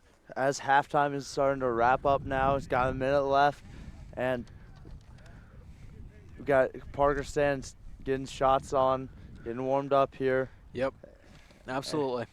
And just we have kids out here who's practicing as well, and we'd like to remind you guys that PackTV is now live 24/7 on YouTube. Now you can catch the live stream of PackTV as well as all of our on-demand content on YouTube. Search PackTV on YouTube or link to it from our website, go.ncsu.edu/sports. And you can catch us live always whenever a lacrosse game is here. Absolutely. Women's lacrosse earlier started a little too soon for us. It was supposed to be at 11. Some scheduling conflict there. You know what? Let's get this an hour earlier. Why not? And we have every lacrosse game, me and Logan at home, we will be on the call. Always. Regarding a miracle, we will be together. And Here we go, teams. This ECU team sounds fired up, and rightfully so. They come in with a 4-3 lead over a team that they have not beaten in a long time. Last year, losing 7-3 to this same team, and kind of feel like they'd like to keep them at that 3, just as maybe an insult from last year. Absolutely no. And in talking earlier to the coaching staff in this game, he expressed how confident he was, and including one of the players that we passed saying that this game was a feel-good game for them, kind of build up their confidence again. ECU is not happy to oblige that, They're going to make them fight for this one, and they have so far, and they're going to continue doing so in the second half here. Absolutely not. Not the feel-good game they were hoping for. No, not at all. This NC State team there's a lot of chatter pregame. They were having a great time, but now nothing. They sound flat. They feel flat, and they just haven't been able to do much. And it's going to be 5-on-5. They've got 2 unmarked man on wings, 2 long sticks for both teams. Going to be more defensive here. Got to think it's their best ground ballers. Just going to say it.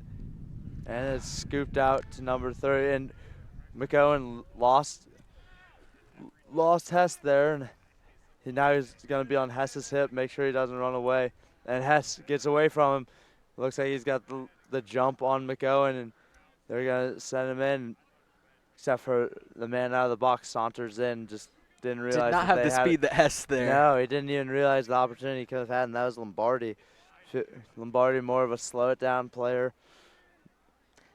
Disappointing, really, when you have an opportunity like that, and Hess definitely he saw that opportunity, wanted to make it happen, and then they had a beat. It would have been a 4-on-5 right there, like we talked about earlier, kind of like a little build-up drill. Yep, absolutely. And now balls with number 20, Patrick Coffey again. Good. Coffey, big catalyst for this offense, like we keep talking about. Now McCarty. Absolutely, both teams here slowing it really now way it's down. even for this ECU team. They are now at 6. NC State has to shift into their man-down defense. Did it pretty well. ECU now moving around, getting their play quick, wasting no time. Save easy for Stan as he steps into that. Beautiful save. Great job. He just moved right into the ball there. Absolutely. Didn't really move his hands as much. A little pump fake, nothing happened. And Lloyd's going to check in at the box. No, it's Johnson. Hopkins couldn't handle it. Ball to the middle of the field. Dangerous pass. Johnson scoops it up from his knees. And you have the referee counting out, waiting for the touch. And they got a touch now. And here you go, Miller Barber running around the crease. Looks to Lucia, swipes it up to him. And here we go, we're going to have a double coming. DeLucia's just going to run around before they can get to him. Both teams doing a good job of slowing it down right here in the second half. Absolutely, NC State got to wait. Good slip. Now DeLucia has the way to the goal. Gets it to Lloyd. Lloyd can't scoop it up. Lloyd now has it. And neither could Johnson. Johnson plays from his knees, doesn't get it. Now it's going to be a fast break in favor of this ECU team. Runs it down, tries to put on the brakes there. That is number 4, I believe, or number 5. And that is a goal for this ECU team. That is number 5, number 6, I believe, actually. That is Drew Hartquist on the goal. It's still hard to tell with these numbers, the purple trim, and now it's 3-5, 2-goal lead for this ECU team. Really hate to say it there, but the defense did a good job there pressuring him, but Stanton just did not get in front of that one right there. Had a little bit of the jump shot there, made things happen. ECU takes an even bigger lead. Absolutely, and that is a goal in favor of this ECU team, making it 3-5, like I previously said, with 12:33 to play. Not time to freak out yet. Still a lot to play left, but you have to worry if you're NC State because they're still man down, and it's one of their big players in Carter Rucker, who's got a knee down over there. Absolutely, we've called his name more than once this time out in this game. Again, though, State just missing out on these face-off opportunities, allowing ECU to get these chances that we've seen so often. Absolutely, and the face-off won again by Hess. And another quick goal, making it now 3-6. Now it's a 3-goal lead, and I did not catch who scored that. I didn't see either. I'm just in shock with how quickly this game has been going, you know? Absolutely. And ECU has stepped up the pressure. We have communications here by all 3 defensemen, Sorrell, Hopkins, and number 32, Cody Stanford, who has a goal in the game, but they're having a whole conversation about unsure as to what happened there. Absolutely. And then you have Hopkins and Sorrell pointing to the wing, asking, why don't we have a guy there? Because I think the penalty has expired. Mm-hmm.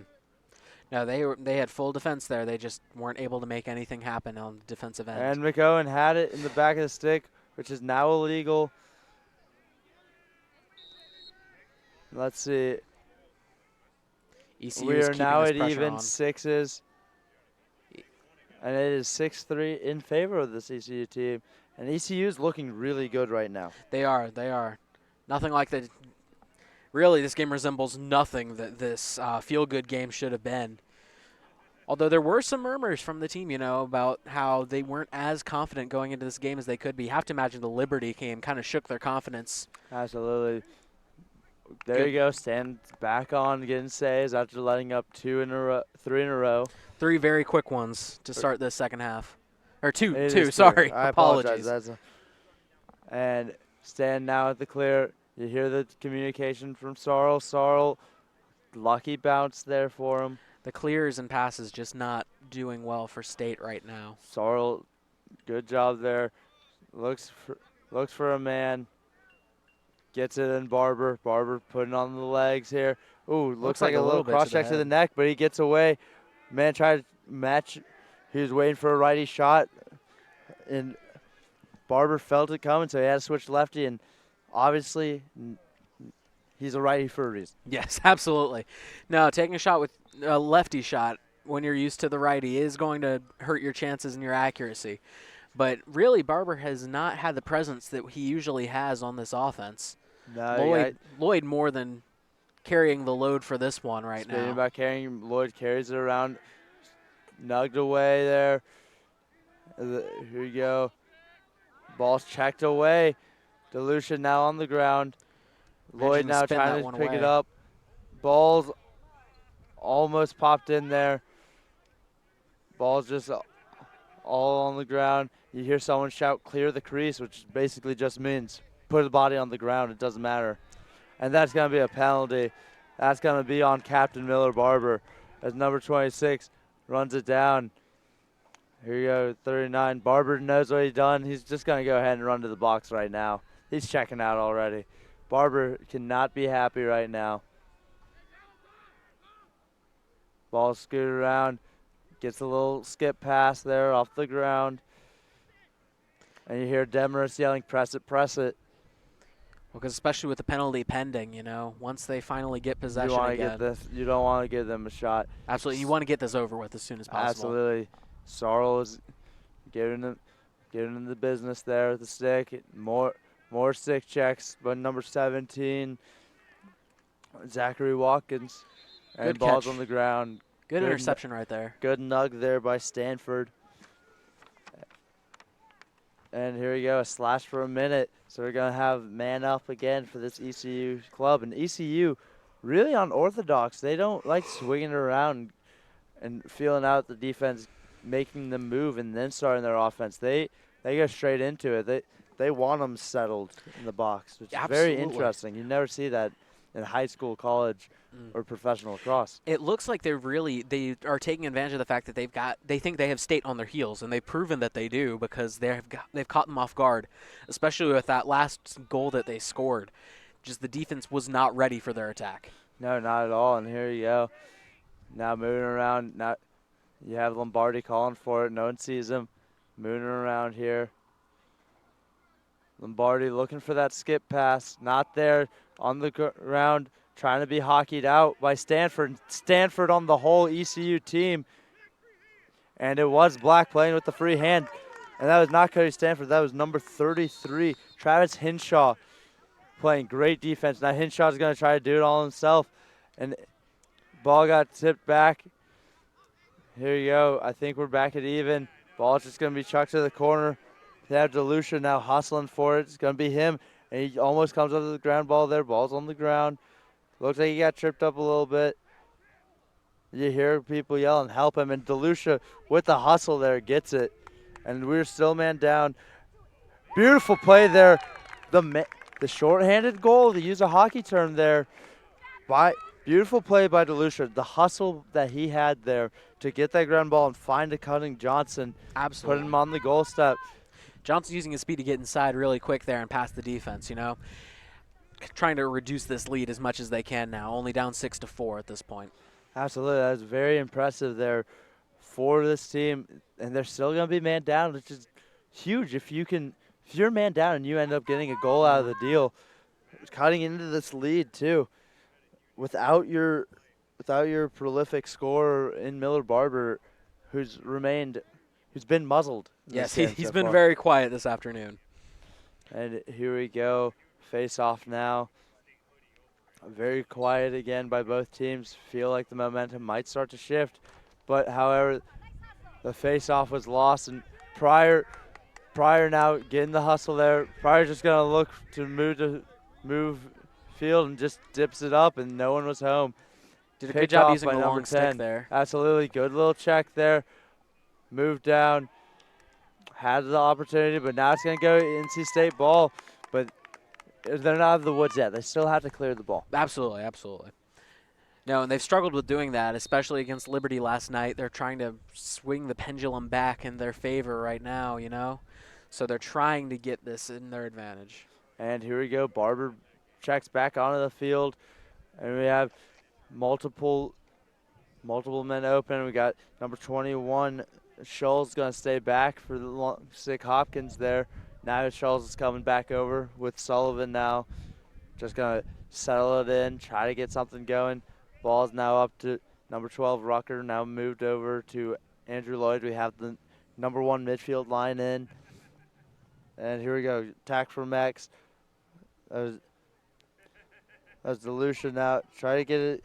Sullivan. Sullivan just hasn't been able to get a good handle on the ball today. Ball's now lofted up. Good little hit there, right into the shoulder. It was clean. And Miller Barber now trips up 2 men on that spin move. Oh, and just it falls out of the back, and you hear ECU yelling at him. We're going to have a legal play now. That was the right call by the official. You had a lot of physicality from number 10 there, who's just hitting Johnson while he was down, and can't have that. But you don't want to see that Rucker just having it fall out of the back of the stick. Just couldn't have it there. Absolutely, especially with that opportunity that they had right there. And here we go, now moved around. Andrew Lloyd is going to go to his left side and probably scrape back to the right. However, I stand corrected. And here we go, Carter Rucker now bodies in, doesn't get the shot to fall, but we get the chase. Yep. Have not seen a lot of shots like we did in the first quarter from this NC State team. Really been relatively quiet as DeLucia comes around and looks for that post. Beautiful shot right where you wanted it. And a little bit of a cheap shot there. Yeah, the referee says it is clean as the chest. You see how chippy it's getting right here. It is getting very chippy. This ECU team is starting dominance on the smaller state squad. Here you go, ball's now right, stuck in the sand pit. You gotta be careful to not get caught off sides here. And NC State is lucky to not be off sides with 2 deep holes on the other side of the field. And here we go. Not gonna have a great fast break attempt here, but shot, and it's gonna be chased, and it's gonna go to the Pirates. I thought that was gonna be Stan's ball, but it's gonna go Pirates. Now, Stan with the good hustle, but the Pirates player was ready for it and was just already in stride running down the field at that point. He absolutely was, and here we go. Ball booted around now. And it's going to be with number 20, Coffee. Moves it up to McCarthy. Now it's on the right side of the field. Back with McCarthy in the middle now. And Selin now looking for an attempt. They're taking their time right here, just looking for their opportunities. Great pickoff there by State's defense, though. Beautiful nug there. Sarl now with it, looking for someone to come to him. Sarl's going to go and lead the offense on his own. Good job by State moving the ball up the field here, though. Number 10, DeLucia now with it. Puts on a little spin move. Doesn't have anything, just going to settle it down.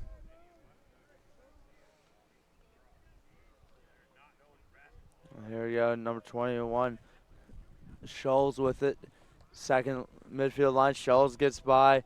Scholes moves, gets to the left, gets his left hands free, but shot wide. Sullivan with the chase. Looks like State will retain possession, though, with Sullivan managing to chase that ball down. Absolutely. Here you go. DeLucia. Ooh, risky pass, but it pays off. Ooh, pass to the middle does not.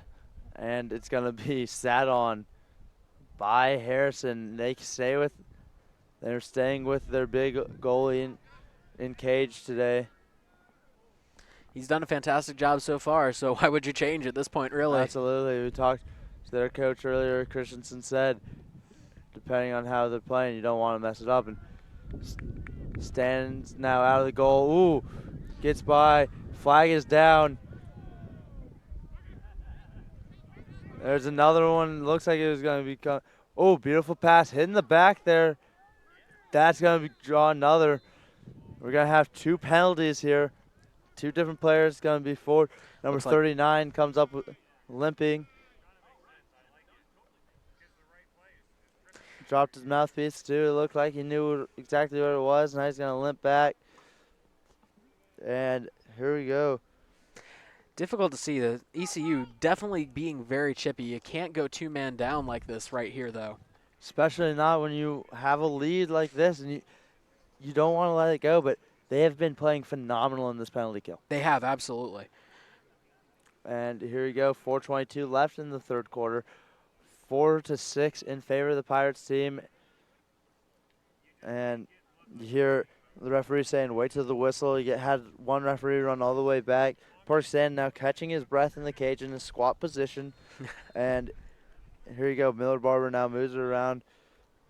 Hank Moss is now in the game. Barber been a lot more active in the second half than he was in the first already. Moss now with it. Now to Barber. Moves it around.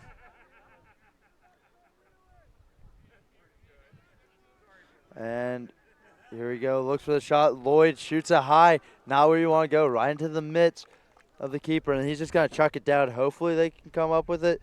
Sarl plays ball. He's just going to get it now. And you hear great communication there from Rucker saying ball, ball, ball. And now we have another opportunity. But good nug there. And it's going to go back in favor of this ECU team. And now they're not just chucking it down. They've got a ride. They've got a clear going. And it's now 5-on-4, I believe, or 5-on-6. I stand corrected. The strength of Harrison really helps with those deep passes, though, allowing him to actually chuck it down like that. Absolutely. And you hear the chatter. It's now even everywhere. Great defense there by the entire State defense, really. They've done a great job. And here you go, but number 34 just settling in, power cradles. They're just taking their time. They're letting everybody get set so that they can run some plays potentially, make sure that they can get the best shot that they possibly can. Ball's on the ground, trying to be taken away here. It's going to go in favor of the ECU Pirates, and you hear great communication from the defenseman saying, hey, you got no one, Don't worry, you got time. Absolutely, absolutely. So you hear all this chatter from them, and it definitely helps them communicate. We hadn't seen that on those last 3 goals. There was a lack of communication, and it really allowed ECU to put up those goals in such rapid succession. Absolutely.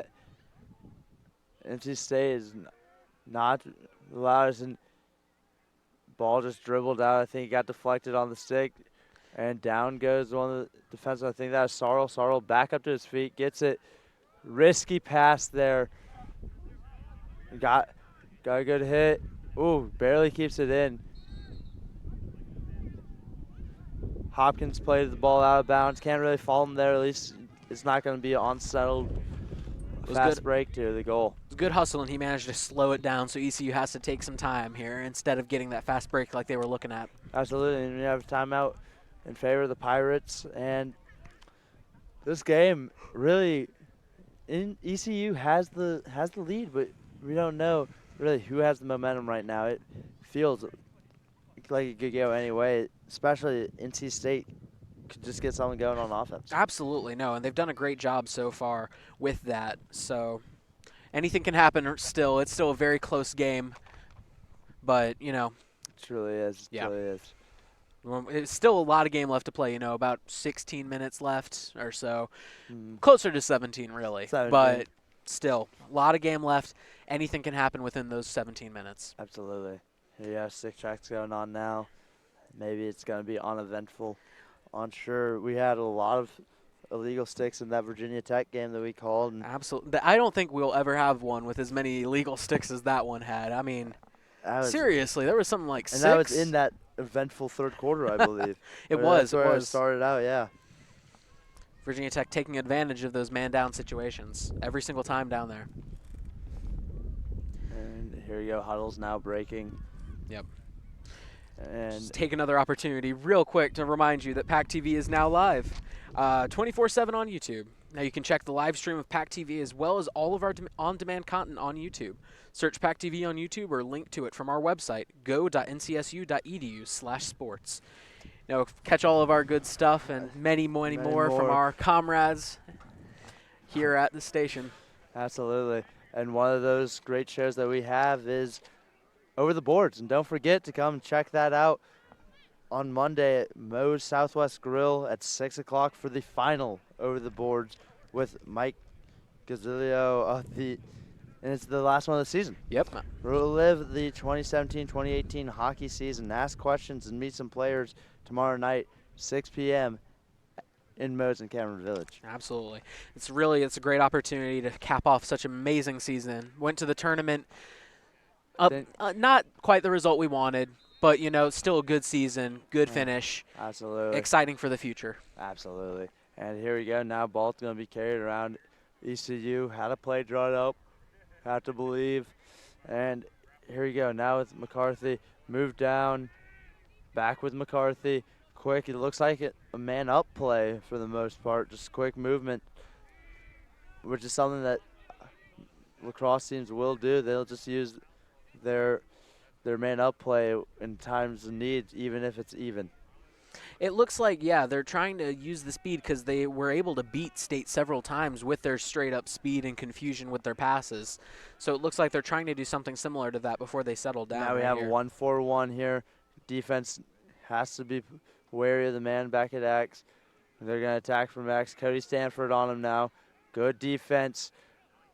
Oh, beautiful shot. Did not hug pipe like he needed to, but he just sniped it over the right shoulder of Parker Stan. Stan tried to jump at it too.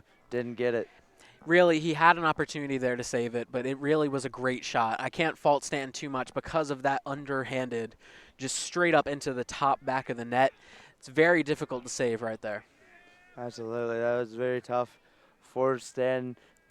You got to make sure you're hugging pipe, but that's something that Harrison has been exceeding it. And just his huge frame, being able to hug the pipe like that.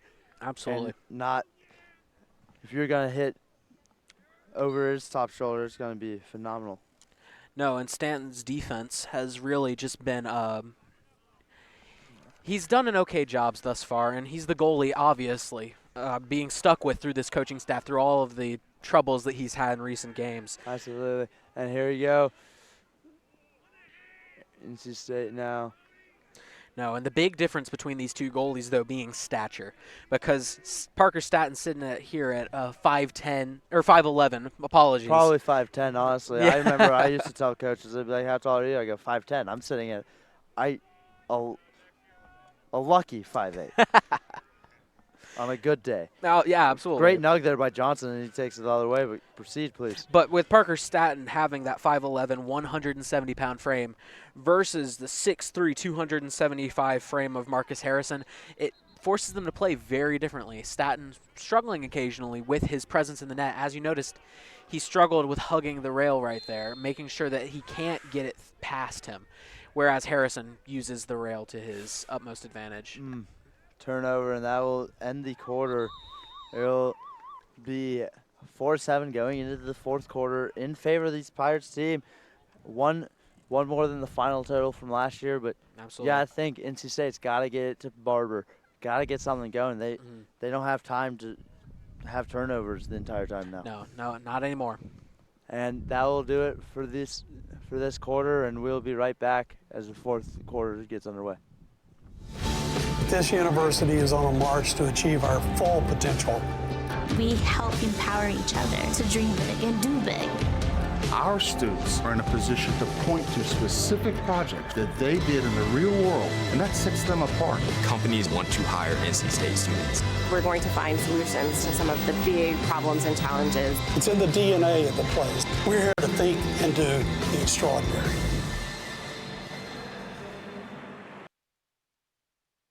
Anyone can fall victim to moving fraud. Know your rights and responsibilities. We had really signed off on a price, and that was about it. Without a signed written estimate, movers may try to charge more. They were charging us now $2,000 instead of the agreed upon $900. And may hold your items hostage until you pay. Not only had they roughly handled or mishandled, it seemed like they had purposely destroyed things. Visit protectyourmove.gov to download a free moving fraud prevention guide. Search for registered movers and view their complaint histories. Move with confidence. While most contraceptives are highly effective at preventing unwanted pregnancies, there is one foolproof method. Pairing socks with sandals has been scientifically proven to prevent pregnancy by deterring any contact with the opposite sex. Dad, we're grown adults now. Isn't it a little late to be having the talk or whatever this is? I know what you're thinking. What is international action star Ed Begley Jr. doing talking to his blossoming children about sex? Well, as a matter of fact, I'm saving the world. You said that we had to come home for an emergency. Do you know that one of the biggest threats to wildlife and their habitats is rapid human population growth? Please tell me you're done now. Do your part by showing young lovers all the tools they need to avoid intimate moments altogether. You don't have to sit through Ed Begley Jr.'s sex talk to save wildlife. Just use contraception, support reproductive rights, and speak up for sex ed in schools. That's way better. Find out other world-saving tips at betterthaned.org.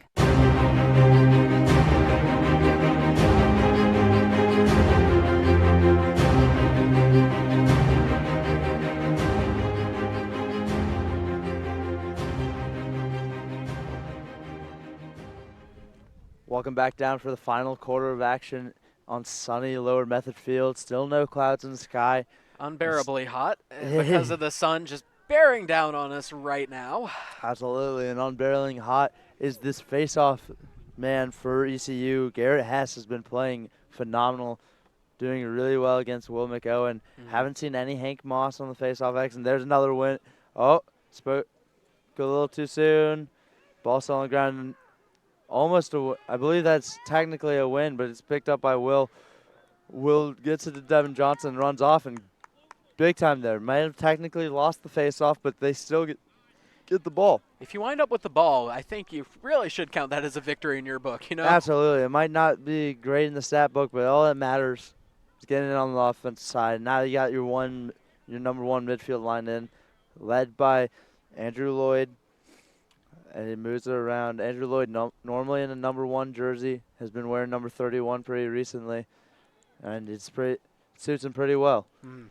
And here you go, Miller Barber gets around. Oh, had the shot that he wanted just a bit high. Great had deflection him beat, by Harrison.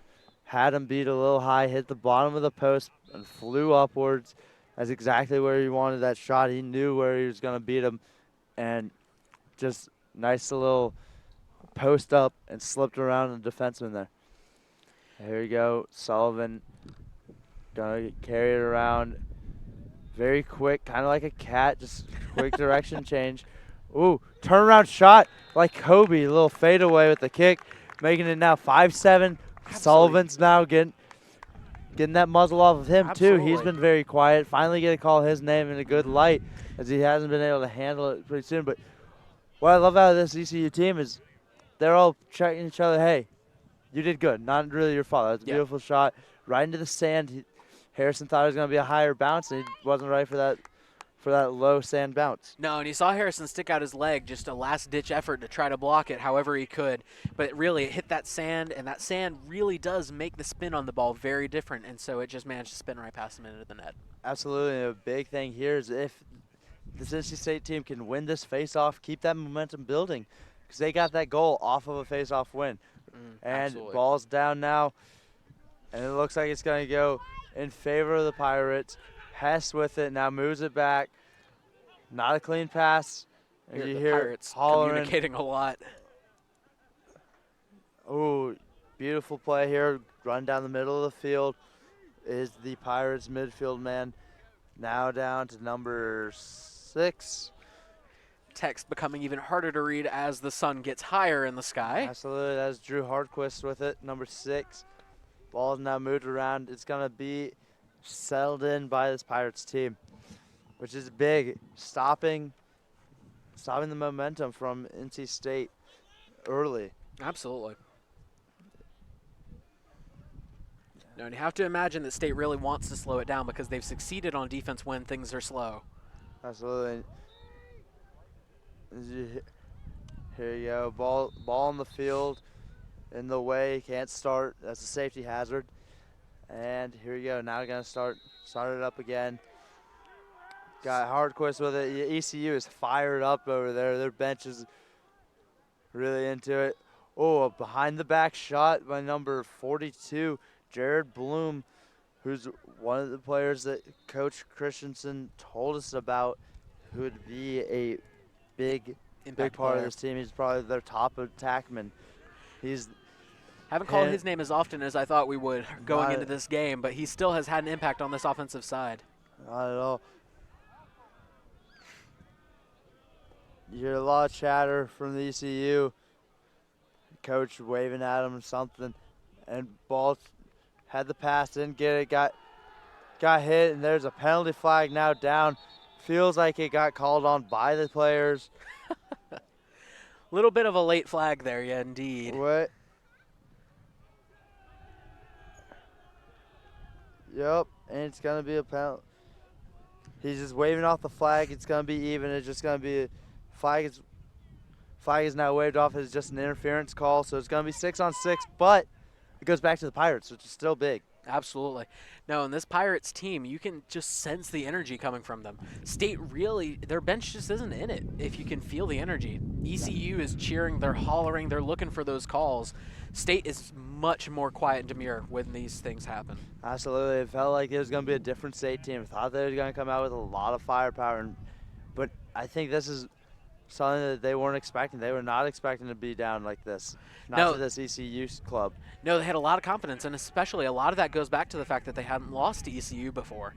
This is kind of uncharted territory for them to be in this situation, you know, playing down with only 11 and a half minutes, really, left in this game to play. Absolutely, and here we go. Going to be sized up here. The slide comes now. There's number 22.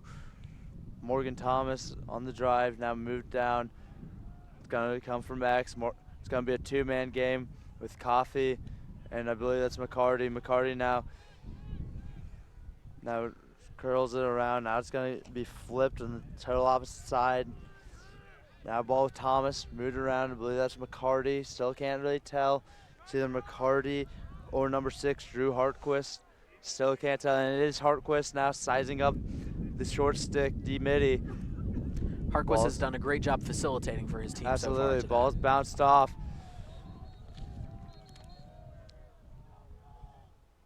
Ball is bounced off of number 7, Justin Knox, and that does not feel good. You don't have padding in your gut.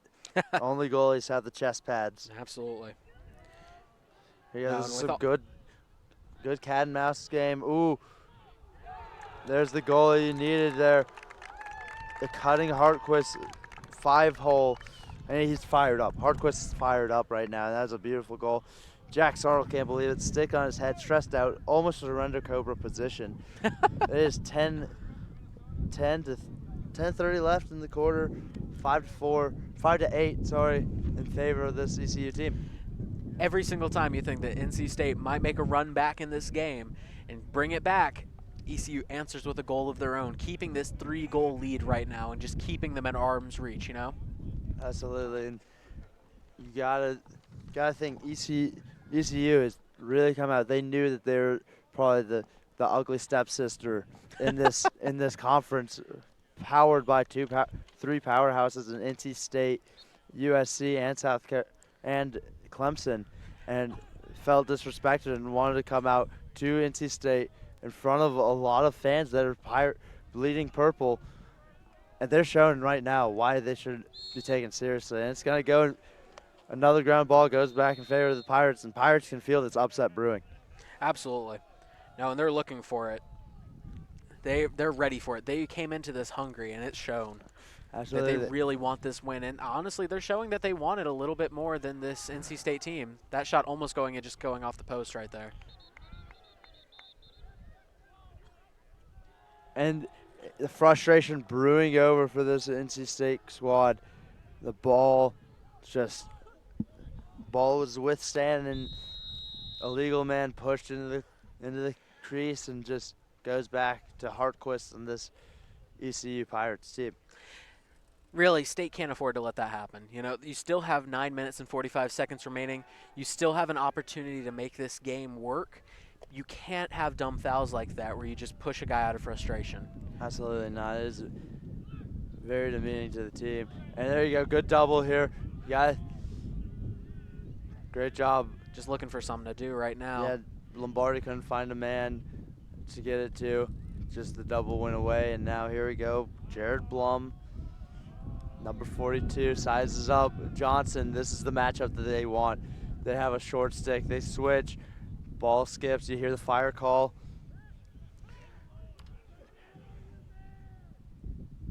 Gonna take a shot from way far out, but Stanton No one was right on there. him. Got two men now doubling Stanton. Should make it easier for this clear, but unsure what NC State will do. Got a lot of traffic in that mid area. You got number 17 staying back, Zachary Watkins. And here you go now, Scholes, or no, that's Rucker, excuse me, bringing it in. And you hear a frantic Demarest calling for a timeout. And there you go, Harrison taking his water back with him. You know, that's one of his favorite things. And Logan, what are some of your favorite things? Two of my favorite things, though, are Moe's and ice hockey. Imagine Could you ever combine those? I imagine that you actually can. In our final over the boards this season, Mike Gazzillo will be at the Cameron Village Moe's, and you can relive the entire 2017-18 season, ask questions, and meet some of the players tomorrow night at 6 p.m. at Moe's Cameron Village. Logan, I'm very happy that you can combine two of your loves in hockey and Mexican food. Were it not for my academic career, I'd be there. Oh, I'm very sad for you, but at least others that love hockey and Mexican food can combine that and go out to Moe's tomorrow night at 6 p.m. And here we go. Just final stretch right here, you know. It's been a long weekend of lacrosse games, but absolutely. It's been a very exciting weekend. Had some good games. The Liberty team came out and they put on a clinic yesterday. They were very, very impressive to watch. They're such a good team. Absolutely. Their offense and defense both just making some plays happen. Absolutely. And here we go. NC State, two huddles. Got to be frantic. You got to drop a play here. Got to get something in the back of the net. I have to wonder about that, admittedly. Just now that you mentioned the offensive and defensive huddles, you see ECU's got the entire team mentality going on. And with the flow of passing it up and down the field, they have been the better team at doing that today. And you have to wonder if it's because they got better communication between the squads. It really could be. I never even thought of it like that, but that's a very good I remember like my team in high school, we'd normally just do one big huddle unless it was a big, like we had to do something. Like if it was man up, we'd have man up and man down, where we just didn't need everyone else in the way. We didn't need distraction. So the team huddle, I feel like you might see if there's a big play in the game where they need to just talk to a few specific players, they will. Or it might just be because they don't have as many coaches on the ECU squad as you do for the NC State. But maybe we'll never know. But I do like that analysis. I never thought of it like that, Logan. Just questioning things, seeing the disconnect that the offense and defense has had for NC State today. Absolutely. Here you go, Barber up to Johnson. Johnson brings it back to Barber. You gotta try to get a switch here. You want to get Barber on a short stick midi. Barber's now just gonna try to go ISO, gets around, gets where he wants to be. Beautiful fake high, finishes low. Barber with the patience there. Didn't see a man coming. There's supposed to be a coma slide come across the crease. Absolutely. And it wasn't there. No, great job. And that's prime Miller Barber right there. That's what he's been all season to this club, and he's really provided that offensive spark, bringing them within 2 right now, making this game still manageable with about 8 minutes and 12 seconds remaining. However, you got to give ECU the advantage, not just because of the 2-goal lead, but the face-off X. They have been dominating. Absolutely. And just the face-off and the confidence are just very low. Like, you have to imagine, the face-offs, does that get in your head knowing that they're just going to have possession starting out? Now you know that they're still fighting every face-off. Absolutely. You don't want to say they're not because they obviously are. But most certainly. McOwen gets torched again by Hess. And but great check there on the wrist, but luckily it ends up in the stick of the midfielder for ECU. Just tears through everyone. That's number 25, who is not on the roster. Awesome. And here you go, number 6, Hardquist with it. We apologize for the missing numbers, by the way, but we can only do as much as we can with those online rosters. Absolutely. Here you go, around the crease, try to get it low. Miller Barber smelt it out. He knew where it was going to go. Staten just going to trot this up, or apparently just pass it to the side and prove me wrong immediately. Absolutely, yeah. Long cross-field passes, saw a lot of that in the Liberty game. Back to Stan. Stan now to the middle of the field. Stanford with a goal in the day. Goes to Johnson. And that's Zachary Watkins now running off the field, getting in the subs. You got to stay with your fresh top midfield line. You got to keep them going around. And ball's now in the bottom of the field. Absolutely, and you see this defense just kind of swarming around down here for ECU. Just a little low, under 7 minutes left, and here's Sullivan being harassed by the deep hole, trying to get under, and he almost did. Good shove there by Absolutely, just ECU make sure and he's got a man hung. This is exactly what you want. You're going to get an ISO here. You want the man hung because he doesn't know where you're going to go. You switching hands, he's going to go right. He picked the wrong side. Ball bounces out. Sullivan got tripped up, it looked like a little bit there. Out of the scrum comes the smaller Johnson. And there you go, nothing being called. Tons of NC State. Absolutely, tons of NC State players going, got the re-attack. This offense looking a lot better than it has the rest of this game. A forced shot there by Rucker. He didn't really get much on it. Right in the stick. And there you go, Andrew Lloyd now on defense. And he's going to be chasing down number 22 for ECU now. Good flip behind his head pass right there. Trying to run as much of the clock down as they can, They've got about 5 minutes, 45 seconds remaining. They're up 2 points. You just got to keep it in your possession. Maybe get another goal here to make it that much more impossible to make up. Absolutely. Great check there by Pryor, and that's going to be a black hole, and it's going white. And that's Knox with it now. Knox is going to get doubled. Moves it back. Now it's going to be quarterbacked by Stanton. Stanton's just going to move it over to number 33. Travis Hinshaw now in close D. Hopkins moves it up. Quarterback's down. There you go. Now it's back on the NC State side of the field. And that's going to be a penalty flag. Cross-check to the back of the neck, I want to say. And there you go. Good job by I think that was number 10, Anthony DeLucia again, who's been doing a very good job. It's either DeLucia or it definitely was DeLucia, as you can see him getting up, shaking his hand. He's got sand all up in his glove now. Been playing in the sand pit a little too long. Absolutely. And you have to imagine that that's just absolutely miserable, really. Having the glove full of sand is just going to be painful for the rest of the game, and you have to imagine that that's just pretty annoying. And then not just this game, but think about prior games. It's not going to come out easy. No, absolutely not. Think about when you go to the beach and you wear like Sperry's on the beach. You get sand for 3 days there. Ooh, tough one there. Sullivan had a shot he wanted. Looked like Harrison almost toppled the goal there. He hit Again it with pretty that hard. giant frame. Absolutely. And Barber harassed. This ECU team knows who's the leader. Ooh, shot goes wide. It's going to stay NC State ball. No, the trotting to make sure that stays in their possession. That's essential right now. Only down 2. Ball is now released and turnover unforced. Miller Barber threw it right over the head of Lloyd, and it will go ECU ball with 4:32 to play. NC State's down 6-8. Sloppy play, really, right there. You can't afford to have that happen this late in the game. Absolutely, you got a good double. Ball's out. It's gonna go NC State ball, and there was a ward on that play too. That's what you need. DeLucia with it. He was looking like he was gonna go to Cody or to Michael Sullivan, and Sullivan now with it. Clock ticking down. They need to make something happen here. Absolutely. Give themselves Johnson, plenty of time. Just want to get Johnson. Good move there by Johnson. Good skip pass. Beautiful offense there. Johnson did it all. Beautiful assist right to Michael Sullivan, and now it's a 1-point game. What do you feel right now? I'm shocked, honestly. Johnson with a fantastic spin move there.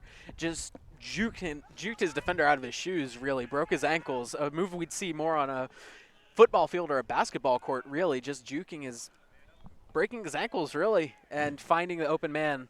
I apologize for stumbling over my words. I'm just still in shock over how well that play was executed. That was a beautiful play there by Johnson, and then being able to find the open man, not forcing the shot because he saw the double come and he knew he wouldn't get a clean shot off. Found Michael Sullivan, and Sullivan was able to bury it in the back of the net. But I think face-off here is probably going to go to ECU favor, and he can't win when you can't have the ball. Absolutely. And it's won cleanly by Hess there. And Hess moves it down, and we got 3:52 to play. ECU is now moving it around. Have to imagine neither goalie is satisfied with giving up this many goals. No, not at all. Ooh, close to a ward there. Yeah, watch that free hand. You're not allowed to play with the free hand in lacrosse. And here we go. Just poked, trying to get the ball around. Great poke check. Ball. No one knows where it went. Pryor has it on the ground. They're just going to play. And they're going to call it interference on Cody Stanford. And it's going to go. Shoved him a little high there. I did. And ball saved. Great save. Shot by Hardquist. Goes a little high. Parker Sand with the save. Trying to find an open man. Men just hanging out in the areas. There you go. There's Knox. Just going to power through. Or Zachary Watkins, I stand corrected. Now ball's moved around. You got to feel the momentum. NC State still sideline is pretty quiet. The fans are getting into it now, though. Sideline has just been dead today, though, uncharacteristically. Usually you see a little bit more excitement, especially in a close game like this and one that they thought they were going to win. Absolutely. It might not be the result and how they get it done that they wanted it to be, but you still got to win. Yeah, exactly. You got to have your excitement up because you've given yourself a chance to potentially get back in this game, but there's just no energy coming from the sideline right now. Absolutely, and there's Miller Barber. The double came. Barber's still trying to get under the ball poked out. And there's going to be a penalty on Barber, and that's going to be detrimental to the NC State team. Especially now that ECU knows they have that penalty and they can just do anything they want with it. They just don't want to do anything risky. Right here, uncharacteristically, you're going to want to be very slow to get a shot off. Absolutely. You don't want to force it. Unless you find the opportunity. Unless you find the opportunity, like right here. Ball's on the ground, and now it's going to go in favor. Now we're going to have 151. Penalty will start. Let's see. How long the penalty is it going to be? Got a flag out here. Thrown by the referee. And is there going to be It's just one man down.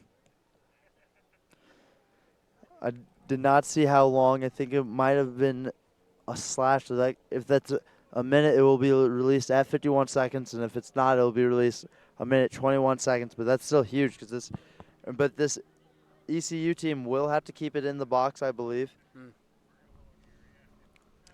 And here you go. They'll start with Hartquist, who really has had a great second half here. And this is going to be an uncharacteristically aggressive man down. Great save there by Stan. You got to force it because what's another goal? If you give up a goal right now with this little amount of time, it's not that bad. As opposed to you had to get the ball back, so you had to be very aggressive. Absolutely. And they're struggling right now with the fact And that there we they go. aren't at There's that point. is that ball going to roll, and it will not, and it'll be picked up, and it is go back to ECU. It got picked up for a second there. Now it's back in favor. Clock's ticking down. The NC ECU. State has to make something happen here. And it's going to be a minute penalty, so it'll be released in about almost 20 seconds now. Good checks. Great defense, and they're going to call. Let's see what they call. And it's going to stay with ECU. That's just a detrimental blow to NC State. Timeout called by ECU here. Just over a minute left, 1 minute and 2 seconds remaining. State has to be worried right now. Only down 1 point. They can still tie this game up and potentially take a lead if they manage to get 2 quick goals. Absolutely, but you also have to think they don't want to score too much time on the clock if they do get a goal, because then the face-off X has been dominated by Hess and this ECU team, and they could get an opportunity to end it in regulation before NC State with the possible face-off win. But what NC State needs more is just the ball back. Absolutely. No, and you have to imagine that going forward, the face-offs are going to be of great concern. And you have to wonder if they're really going to actually focus on it more in practice so that they can win a couple more once it comes game time. Absolutely. NC State has had tons of trouble on the face-off X, but their offense has come alive pretty recently in this fourth quarter, and Miller Barber's been doing a great job. And I would like to see maybe Johnson with it if we get an opportunity on the last try. See Johnson with it, get him set up, because he has the speed. No matter if he's on, they've got to switch a long stick midi on him, except for then you leave Lloyd with no one on him. Absolutely. So NC State has a little abundance of riches there, but Lloyd does not have the speed that Johnson has, which you can cover that much easier with that longer stick, that pole. Absolutely. No, and Johnson's speed and agility really does come into play, especially in times like this where you need a quick goal. Absolutely, and here you go. And NC State has one timeout left. And I don't believe that we may not see ECU that. has any. May not get an opportunity for a timeout here, and here we go. NC State is going to pressure here. It's still man down. Now. And it is even now. Even you got to expect a black call here. You're going to pressure everyone. They got to keep it in, so NC State's going to force them out. There's a triple team coming. Here you go. Just got to lock off the Jason man. State not nearly aggressive enough right here. No, it doesn't look like it. 30 seconds left. You got to just double this. It doesn't matter. And here you go. 23 seconds left. They're keeping it behind the cage. That's a great double by the team. NC State. Ball's now scooped up. Possession with 12 seconds left. remaining. Sorrells got it. Sorrells on the carpet. ECU's got it now. It's moved around. And time is now expiring. There's a frustration hit.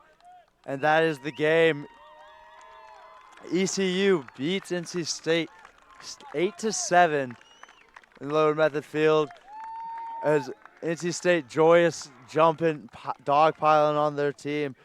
Very happy to go to 1-1 in the conference. NC State falls to 0-1 in a big game that they thought they should have won, and they did not play up to par. It did not look like. And this ECU team came to play. This is not the result that NC State was hoping for Not here at all. today.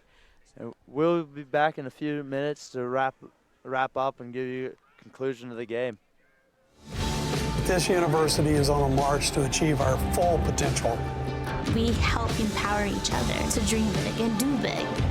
Our students are in a position to point to specific projects that they did in the real world, and that sets them apart. Companies want to hire NC State students. We're going to find solutions to some of the big problems and challenges. It's in the DNA of the place. We're here to think and do the extraordinary.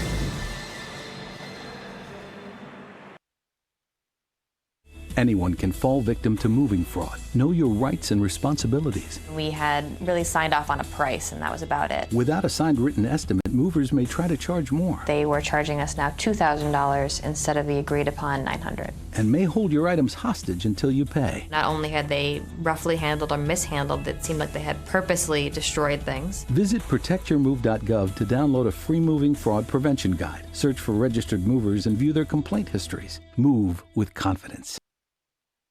While most contraceptives are highly effective at preventing unwanted pregnancies, there is one foolproof method.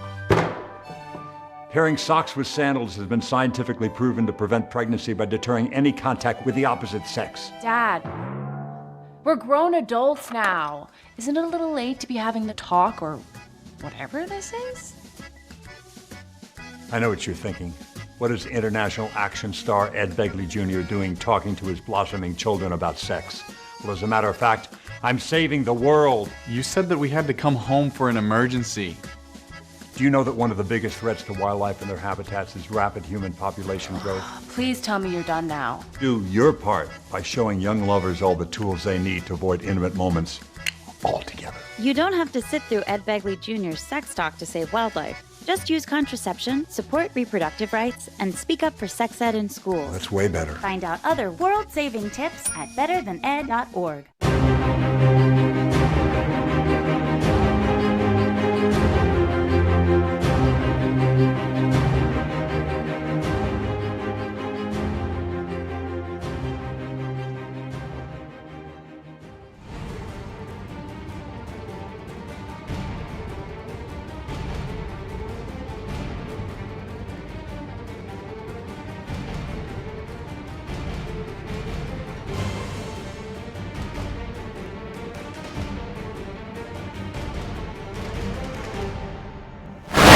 Welcome back down as we wrap up this game.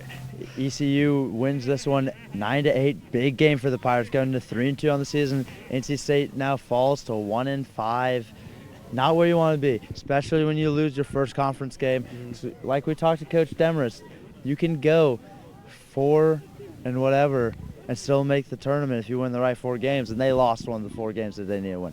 Absolutely, and with a disappointing season thus far, 5 is not a good sign. Morale, you can imagine, is low after a game like this in which they lost a game that they really expected to win. You hear players calling it a feel-good game and a confidence builder, a chance to really just get back to basics, and then they lose those. You have to imagine that they're going to be stunned by this loss.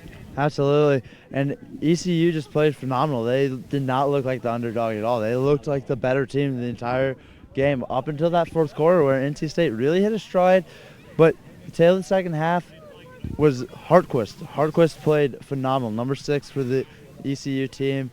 He had great goals and just really quarterbacked that team. He'd get behind X, had a really good feel for it. It was a big matchup with when he got switched with a short stick. Now, face-off. That is also the big story. Hess was phenomenal for the Pirates, and NC State, they stuck with McOwen today.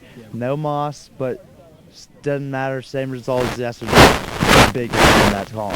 Absolutely, and you have to imagine that McOwen might be a little rusty after a game off, per se, but you have to imagine that they still want to have faith in him, especially like with their goalie Staten as well.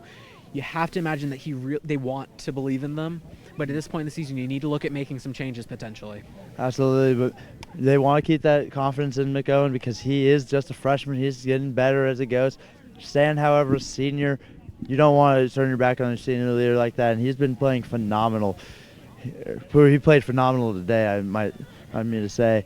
And it was just a tale of two really good goalies. Offenses played pretty well, but Harrison, for the big-bodied 275er for that ECU team, he played phenomenal. He did what he needed to do in between the pipes. Absolutely. And at the end of the game, it really is. It doesn't matter what happens. It all comes down to the goals. And in that, Harrison was the better goalie today. Absolutely. And you can catch NC State will be in action next week against South Carolina in Columbia. We will not be covering that game. And then they play against Appalachian State on the following Sunday, 24th and 25th. And then they come back in April. I believe it's the 4th.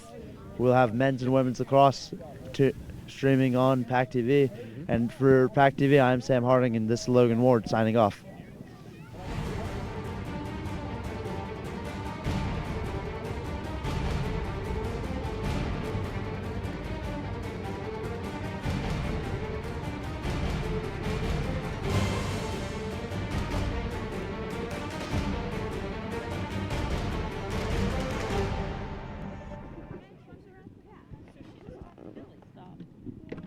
Oh, I was like, I wasn't doing anything wrong.